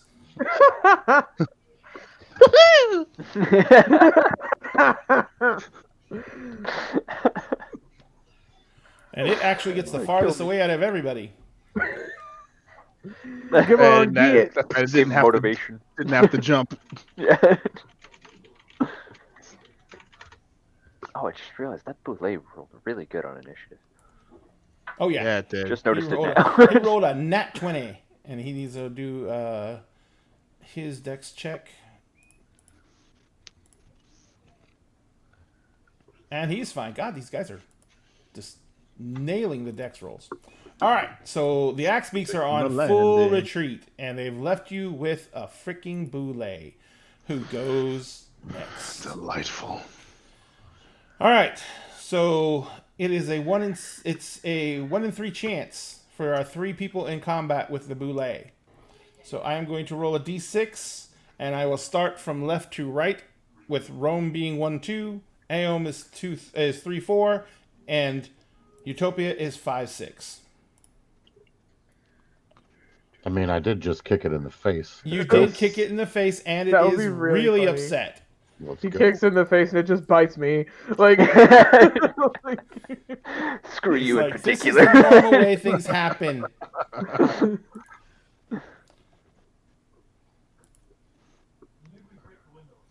Jesus Christ. It missed. oh, okay. All right. So that is the Boulay's turn. Clumsy creatures. Actually, it's going to do one other thing. All 3 of you get AOPs.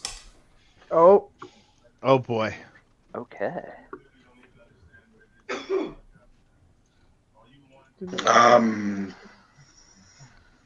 Does that count for Rome? Because he just spent his on the axe beak.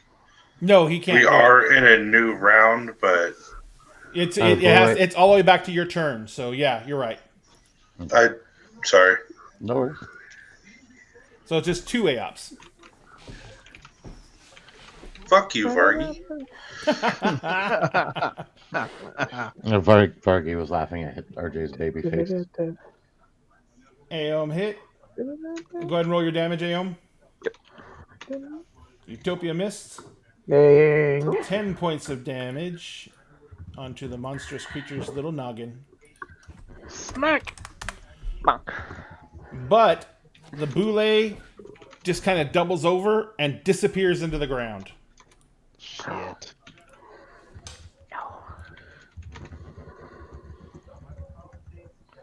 I'm gonna do like that, it's a thing with like monkey stick where you like stand on your bow staff just to like Dude, get just off the stand ground. on me. Oh, true. Monkey Actually, king yeah. shit. I'm I love I'm just that. gonna like huddle up on like in Utopia's arms because it's like this is the scariest part when the land shark is underground. Yeah, when we can't fucking see. Yeah.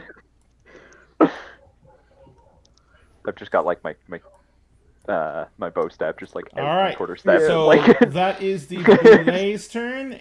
Utopia, you have nothing to see, but you know it's around somewhere. Yeah. What are you going to do? That's the thing. So in fucking armor, if I'm like boom, boom, boom, it's gonna be like aha, like, There is one thing you can try and do. what? The same thing the Axe Beaks did when they got here. I considered that. Everyone else is literally on top of the other wagons. They have the crossbows out. They've been trying to get a bead on the fucking boulet, but and the axe beaks. So they've been like, but everyone's been surrounding them, so they haven't really taken shots. Oh wait, okay, wait. I could play bait then. Like Are you sure? I could.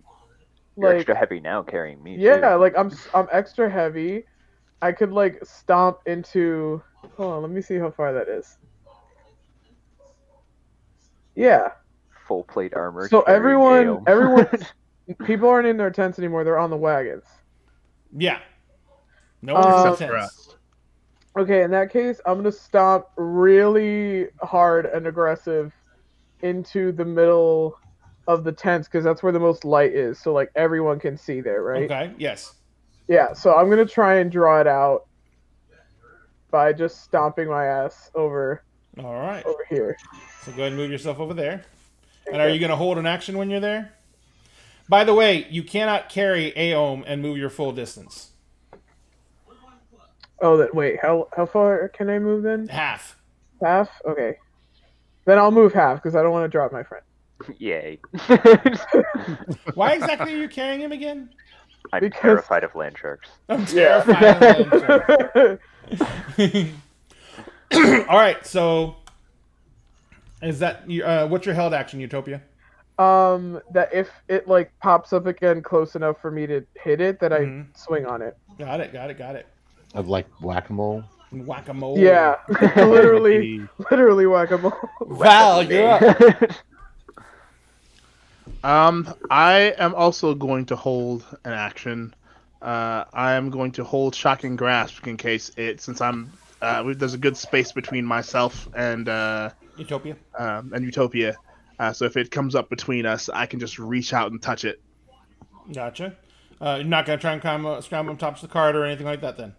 No, I want this thing dead. I told it it'd make a good belt, and I meant that shit. He's getting that belt. All right, so Cannon, Val, Val that gets the is belt. your action is 10. Grandpa. I am muted. Hey. Okay. Let's see. Can I do?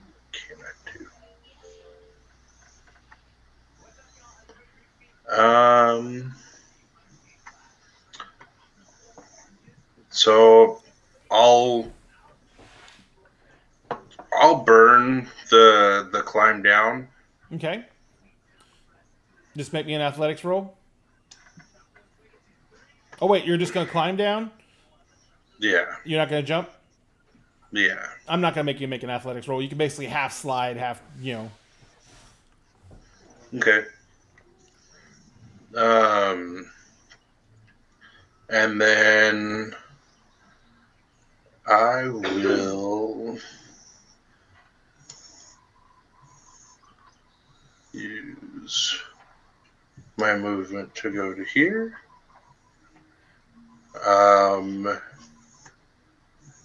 And I will hold my glaive attack.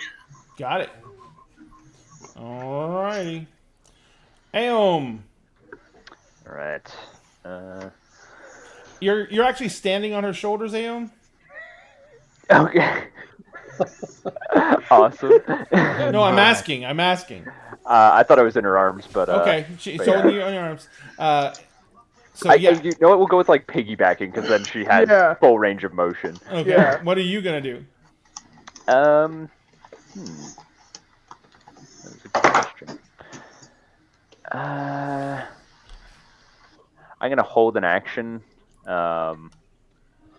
Just whenever anything moves near me, like the boule is specifically what I'm targeting. And I'm gonna hold Hand of Harm. So if it comes out and attacks, you're going to do Hand of Harm. Okay. All right. And that is my action. That is your action. Next. This thing's The gonna come axe out of the beaks are ground going and to haul just ass. get its shit mixed.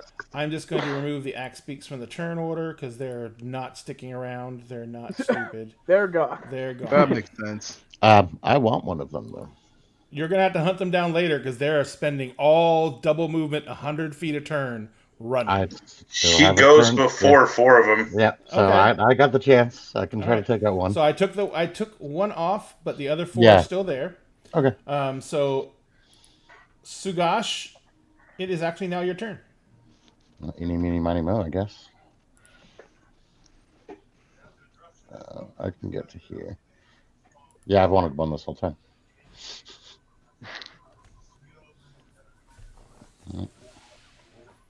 I think I got you. Oh, yeah. Oh, So I'm yeah. going to pull the dead again.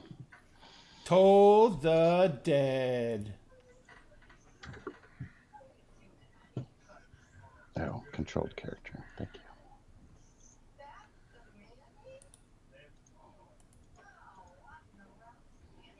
Alright, this is just going to be a pain for hotkey, so I'm not going to do it that way.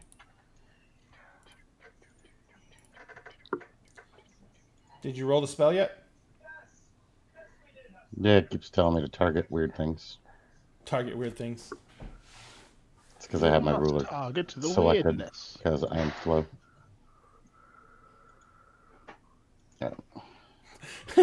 Fox Sorry, Rider says, I feel Sugash does not have a good sense of priority. Oh, that's a little land shark. Isn't that scary? Why is it telling me I need to Getting us target? rations. I don't know. I show you as targeting it, I do believe. Yeah, you're targeting it for me. That's Yeah, Somebody else's too. I am. Okay. so if I click on myself, Yep. click on Toll the Dead, tells me you must target at least one token before rolling attack. Target one of the other chickens. They all roll the same saving throw.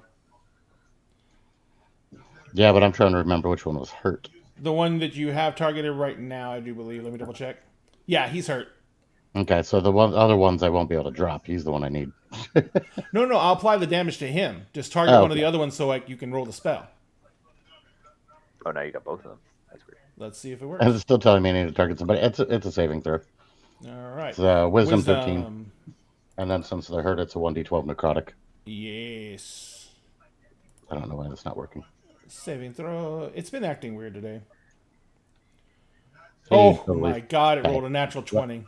Yeah, so never mind. Ah, Yeah. Damn it. Fine, flee, stupid chicken. Stupid chickens that they run. yo, rat bastard. Now I'm chicken going to rat. remove all the rest of the chickens. Yeah, I'll have to hunt them down later. I'll hunt them down later. You will not escape me. This hunt is not finished. So here we go. 5, 10, 15, 20.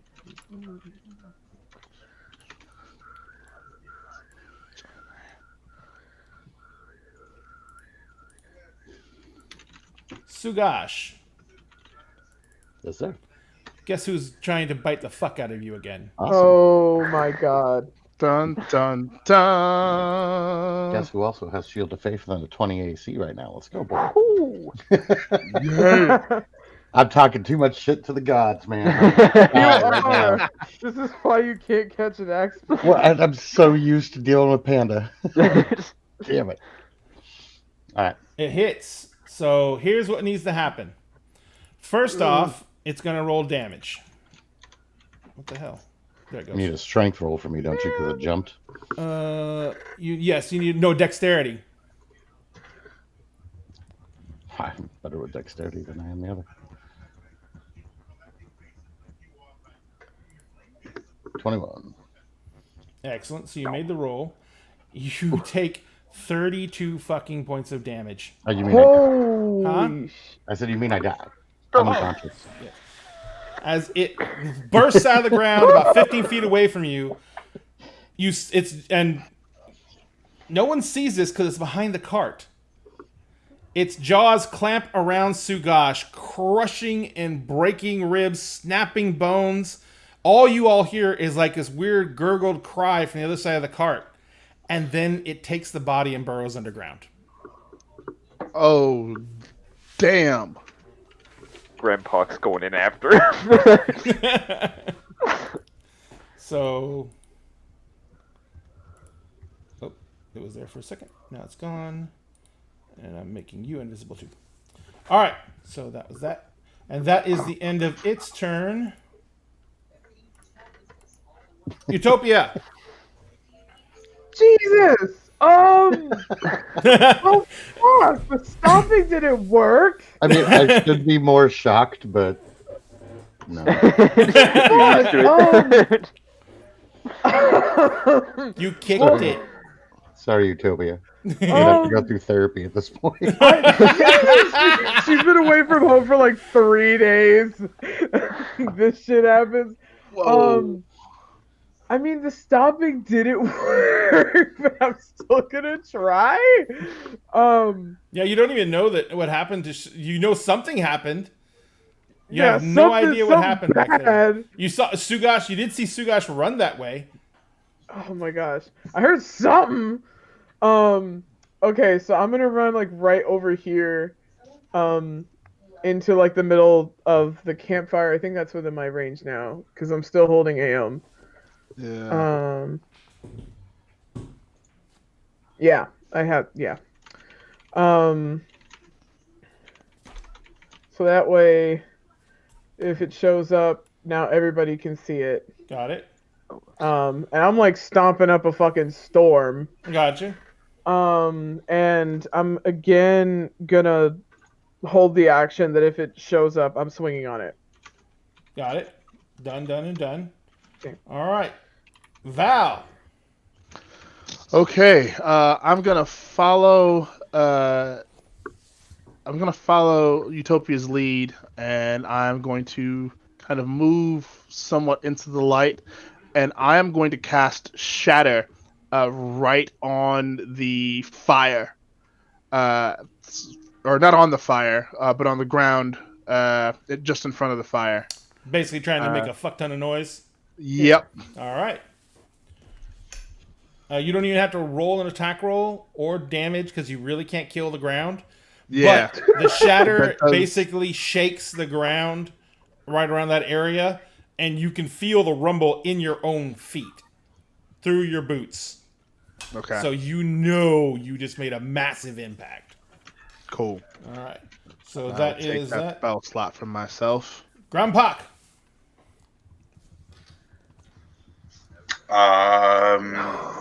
You also have no idea what happened yet.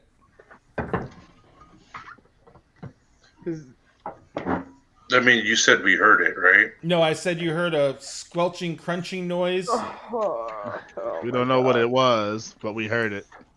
I mean, you've heard people bite into like fish before with bones in it, and crunching and stuff like that. So we know something terrible happened. You've heard people mad wanting to suck out the marrow out of chicken bones, snapping them. That was kind of what it sounded like. Bunch of So I'm twigs gonna- being snapped over someone's knee, Move to the back side of the cart. but with some squelchy noises. You see the torn up dirt. You see the indent in the ground. You see no signs of Sugash. Oh, and you see a lot of blood everywhere. Oh my god. Oh. Oh my god. Grandpa would like to rage.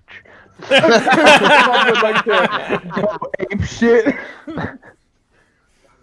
Sorry, Fox.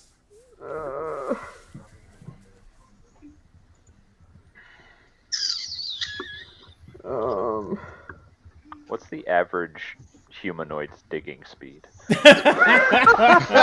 No. What's orc digging speed? Without a shovel? Bare hands and anger. Yeah. Yeah.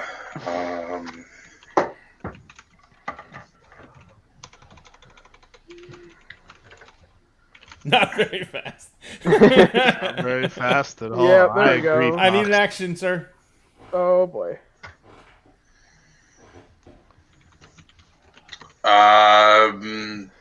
There's literally nothing but blood and a divot in the ground. Yep. There's blood splashed all over the back of the wagon. You very easily recognize some big giant wound was suffered by something here, and threw blood everywhere. Oh my god. Well, I guess I'm trying to dig into the fucking hole. Yep. Start tearing it apart with your hands. Yep. Give me a strength check.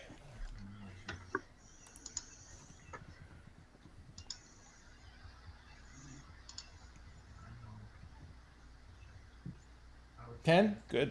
You fucking. You are fucking just ripping into the ground, tearing chunks of clods down. The first thing you notice is that this is not packed ground now, which is what you rode in on. This is loose, loamy soil all of a sudden. And you begin, you're just like literally pulling out giant clods of dirt and throwing them aside. You're not even really digging. You're just moving all this broken up dirt out of the way. So that is your action for the round, is going to be digging. You are actually digging. You're actually, because it's giant lumps of dirt, and you're just like freaking out. So you're just chunking, and you're like down like about a foot already. Just like in 6 seconds, just from throwing shit out of the way. All right. So that is going to be Grompok's turn. There he is. Come on, man. And Take then- the bait. Aeom. Honestly. Take the bait. What, are you too good to eat the rest of us? We're not I'm meaty enough going for you. Yeah, that's my bestie right there. You eat one of us, you eat all of us. I'm just gonna like jump as high as I can. And slam back down on Utopia's shoulders. Slam into the To just put it, just dislocate your shoulder. Look, she's weak. Edible. Take her! Take her. No, I would never. All right, what are you going to do? So I'm gonna do just jump into the air. So with mirthful leaps as well. So add a d8 to average jump distance. Mm-hmm. And just jump as high as I can and just land on the ground, similar to where like Utopia is stomping. So you just land right beside Utopia where you're already at, basically? Yep. All right, Yep. no problem. That is, And, are you going to hold an action as well? Yeah, I'll hold an action for my staff. Got it. Sagash, I need a death save. Oh my god, no, no. Oh man. No. Oh, it didn't actually kill me on the tracker. Oh, sorry. I'll kill you I now. was like, you need to kill me so I can make those rolls, sir. You are dead. I killed you. Oh jeez. Oh, Fountain Pen Femme redeemed. Save that one in particular, which means you have bless for this roll. Period. Nice. Not on my bestie. It's not killing me. Okay, just do it that way. Which is with the 10. That's that's Grandpa's roll. Sorry. It's technically a D4, but Oh, I did. I mean, yeah, I'll reroll. with a with a 16, that's a pass. So that's one pass. All right. Okay. Cool. On its turn.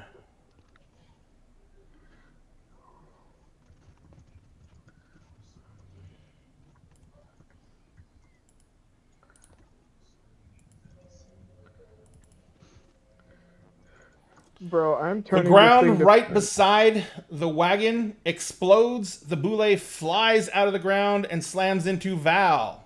Oh shit. No! Wait, does it still have Sugash in its mouth? Nope. What? What just left it down there? Yeah. What the fuck? Oh It hits Val. god. Oh damn. Yeah. It Anybody is have, like, a going to locate do spell? a shit ton of damage. Oh, no. Is that one turn for Shield of Faith? Huh? It's a minute until I lose my concentration. It hasn't So quite been a his- minute yet. What's his He's AC? got a 14 AC. It should be Yeah. 14. I didn't It's see a what plus I rolled. 2 to his normal. You rolled a 13. Okay, so it misses. It misses. Oh.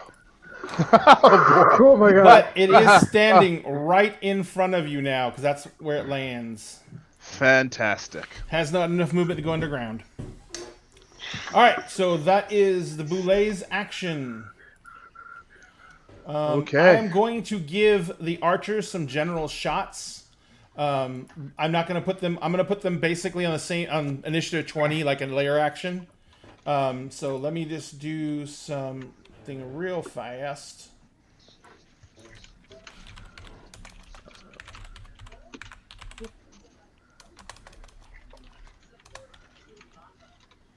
Oh no.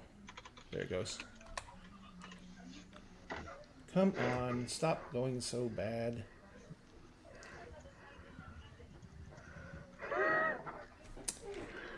Everything is messing up. You're muted, or I'm your not muted. sound's not coming through.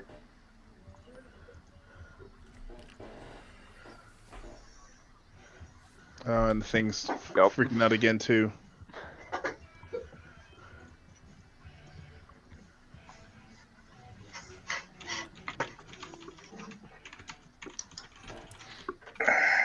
Can you guys hear me now?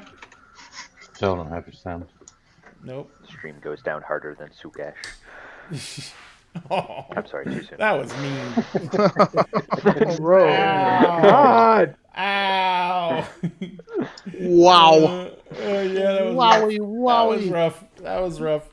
Left it down there, bro. Looks like you're still pretty delayed, Ray. Hang on 1 second. Sorry, RJ. Space. Oh, RJ Kill- freezes at amazing times. Yeah. You're also muted too. It's Yeah. intentional. Oh my god. It's a talent. He knows how to slow down his internet connection. Perfect. No, I'm Well, I mean, look at the stepping out for a smoke, so just unplug the Ethernet cable and make a funny face. Oh. I mean, if you look at the Twitch stream too, RJ's got a funny face on his. I've always my face is funny looking in general. Okay, like I don't even have to make faces I know to you be shaved. I funny want to like like looking. pinch your cheeks now. I know that word's hard to pronounce, but I think you meant beautiful. True. No, No. Alright, so this is going to be targeting the Boulets. I don't know if I can target this with a general roll or not. I'm going to try it. It's going to be 6 shots. First shot's a natural 1 and misses.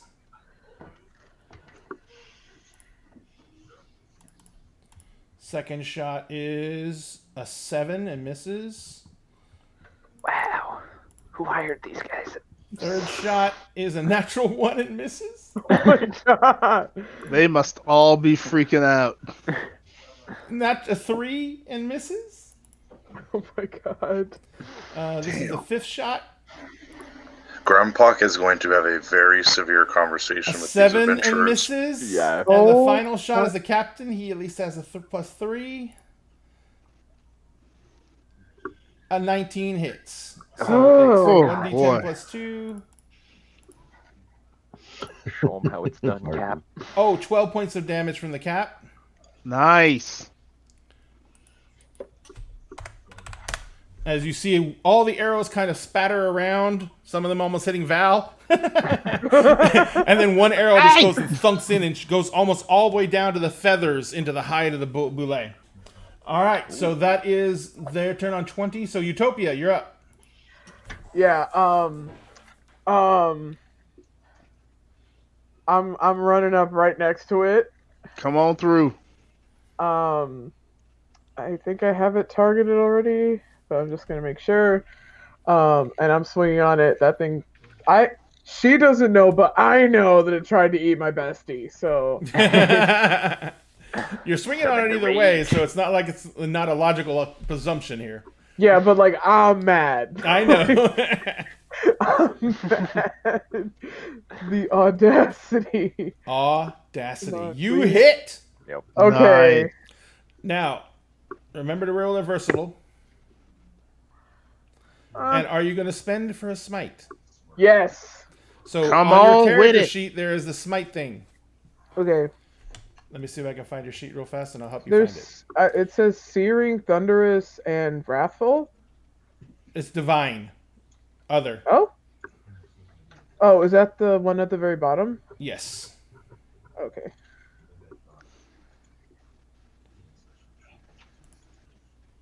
head away. All you do is you hover over divine, and where the word is, and you're gonna do the first one, and you're gonna click it. Hover over. Click the dice. Yeah, and then cast spell. Mm-hmm. And then roll damage because you already hit. Smoked. Oh, you cast it at a higher level. Oh, 21. So that's Damn. 27 total points of damage. Fuck you! wow. Fuck you! But that did cost you a second level slot. No problem. The boule opens its mouth and just roars at you. Okay, and It's just a reaction to a lot of pain. Is that your turn? Spit my friend back out. literally, Is that your turn? my friend now, bitch. Yeah, that's my turn. Val, you're up. Val, I'm gonna reach out and touch that sumbitch and grasp. Oh shit, Val, didn't you have that saved as a reaction last time? Yeah, You but did. I did, but it didn't come up near me last time. Oh, It you jumped didn't right have. in your Oh no, face. that's right. Up to You you. cast Shatter on the ground. That's right. Got it. Yeah. All right, go ahead. So shocking grasp. Right in its face. In its freaking face. Ah, I'm pretty sure that missed. I am pretty sure that Mr. Boulay. All right, so that is that the end of your turn, sir? I do not believe that I have any other bonus action. So yeah, that's all for me. Grandpak, are you still digging? Make me another strength check. I'm casting guidance on myself as Got well. it. Got it. Fuck me. It's still enough. So you were digging down. When you cast guidance, you feel compelled to like shift forward like 5 feet, and you begin Okay. tearing down through the dirt, and you don't even have to go more than like 10 inches down, and you find Grandpak's hand is like all extended. Like Grandpak Sugash's hand is extended. It's in the dirt still. He's still in there somewhere. Most of him is underneath, but his hand is at least out. Can I use my movement speed to start dragging him out? You can't really damage a dead body, but you're probably going to rip his shoulder completely out of socket. 90% of his body is still underground. And I did spend my action to dig, correct? Yes, but you do have a bonus action to cast Healing Word. I don't have healing word. Oh, well, then that won't work. Yeah, if you pull him out, I can cast Cure Wounds. I have cure wounds. I just don't have healing word. Okay. Um, And by the way, you can. I'll let you use your move in action to pull him out of the ground. Okay, so that'll be my next move. Is basically as the rest of my action, my bonus action, movement, all of that to basically unbury him and start pulling him out of the dirt. No, I'm saying on this turn, because you only crawled forward on your hands and knees 5 feet. I'm saying you can use your actual movement from this turn to rip Shugash out of the ground. I'm not ripping him, but I'm gonna use everything else that I have to get him out of the ground. Okay, got it. Done. All right, T. That is on Grandpak's turn. Aeom! All right. Run over, smack with staff. Run over, smack the staff.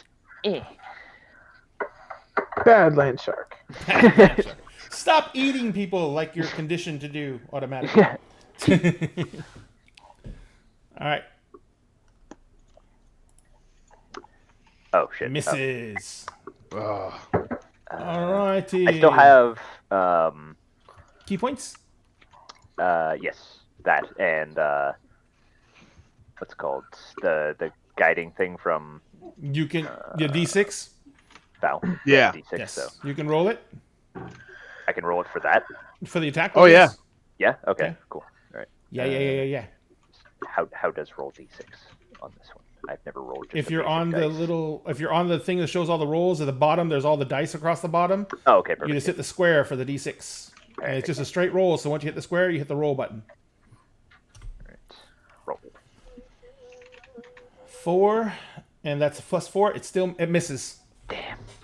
Worth a try. Yeah, I'm gonna spend a key point and flurry of blows. Got it. Roll that attack. Yep. I would say if you manage to hit, spend another key point to try and stun that thing. You hit. Can I do that? You have stunning strike. Yes, it's a basic feature of monks. Yep. Oh, it doesn't have it on my actions. It should. It is a basic feature of the class, isn't it? It is, yeah. Yeah, should I have have it on there. unarmed flurry of blows, patient defense, step of the wind. I He thought might gets it- not I have thought the he gets- class feature yet. That's fifth Yeah. level. Oh, fifth level. Correct. Oh, Okay. shit. No. Oh, we're so used to watching everyone else. Marisha Ray do it all the time, so it's Yeah. like, I'm conditioned. Monks always stunning strike. Yep. All right, so that's 6 points of damage. And next. And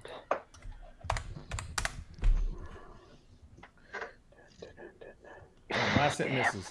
So you Damn. go up and you punch the boule. How do you want to do this? Oh!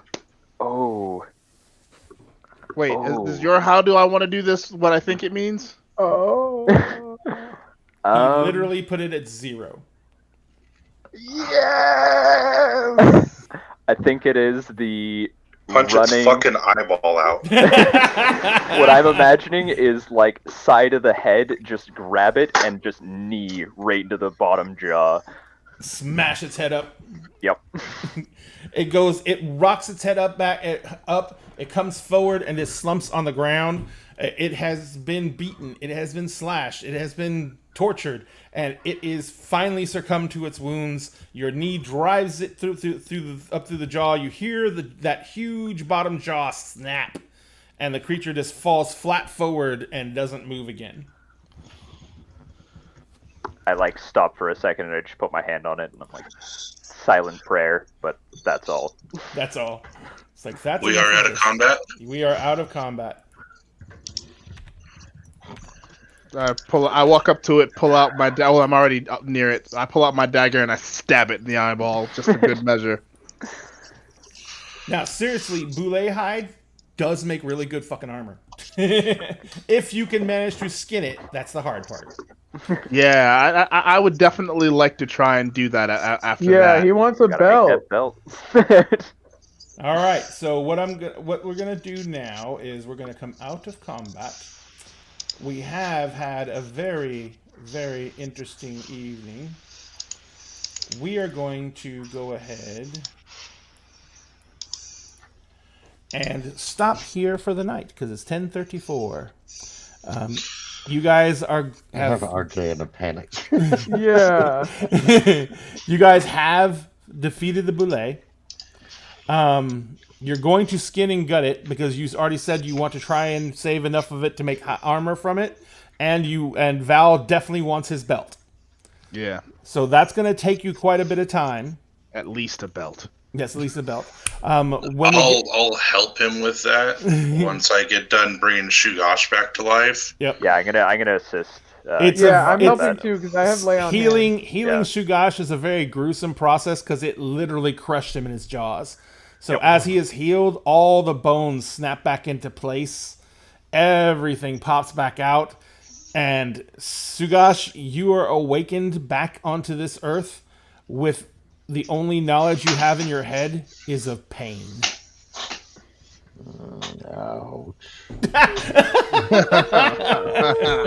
What? They build those orcs tough, eh? Yikes. Grandpa's like slapping him slightly, like, wake up, wake up. Alone. So the watch basically puts you all in tents and tells you to get some sleep. They're very grateful you were here, and they are very sorry that you bore the brunt of that. They were hoping you would have jumped up on top of the carts too. But the rest of the night will pass uneventfully, and we will continue tomorrow or next week with the rolls to clean up and utilize the corpse of the boule and to see what we can do with that hide. So Cool. that is about it, ladies and gentlemen.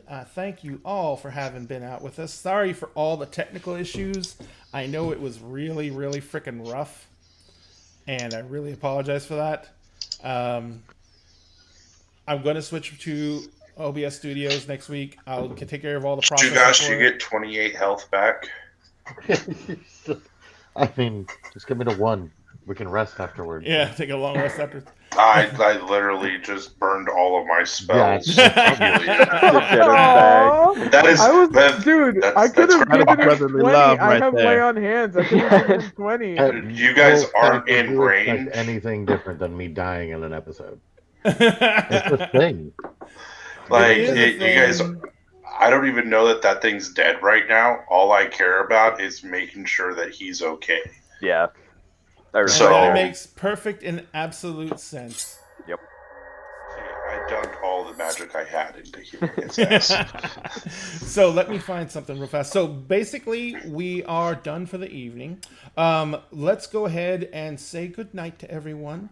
But let's also remind everyone that you can find Dinner and a Game here Wednesdays, 7 p.m. Central Standard Time for Kingdoms of Mist.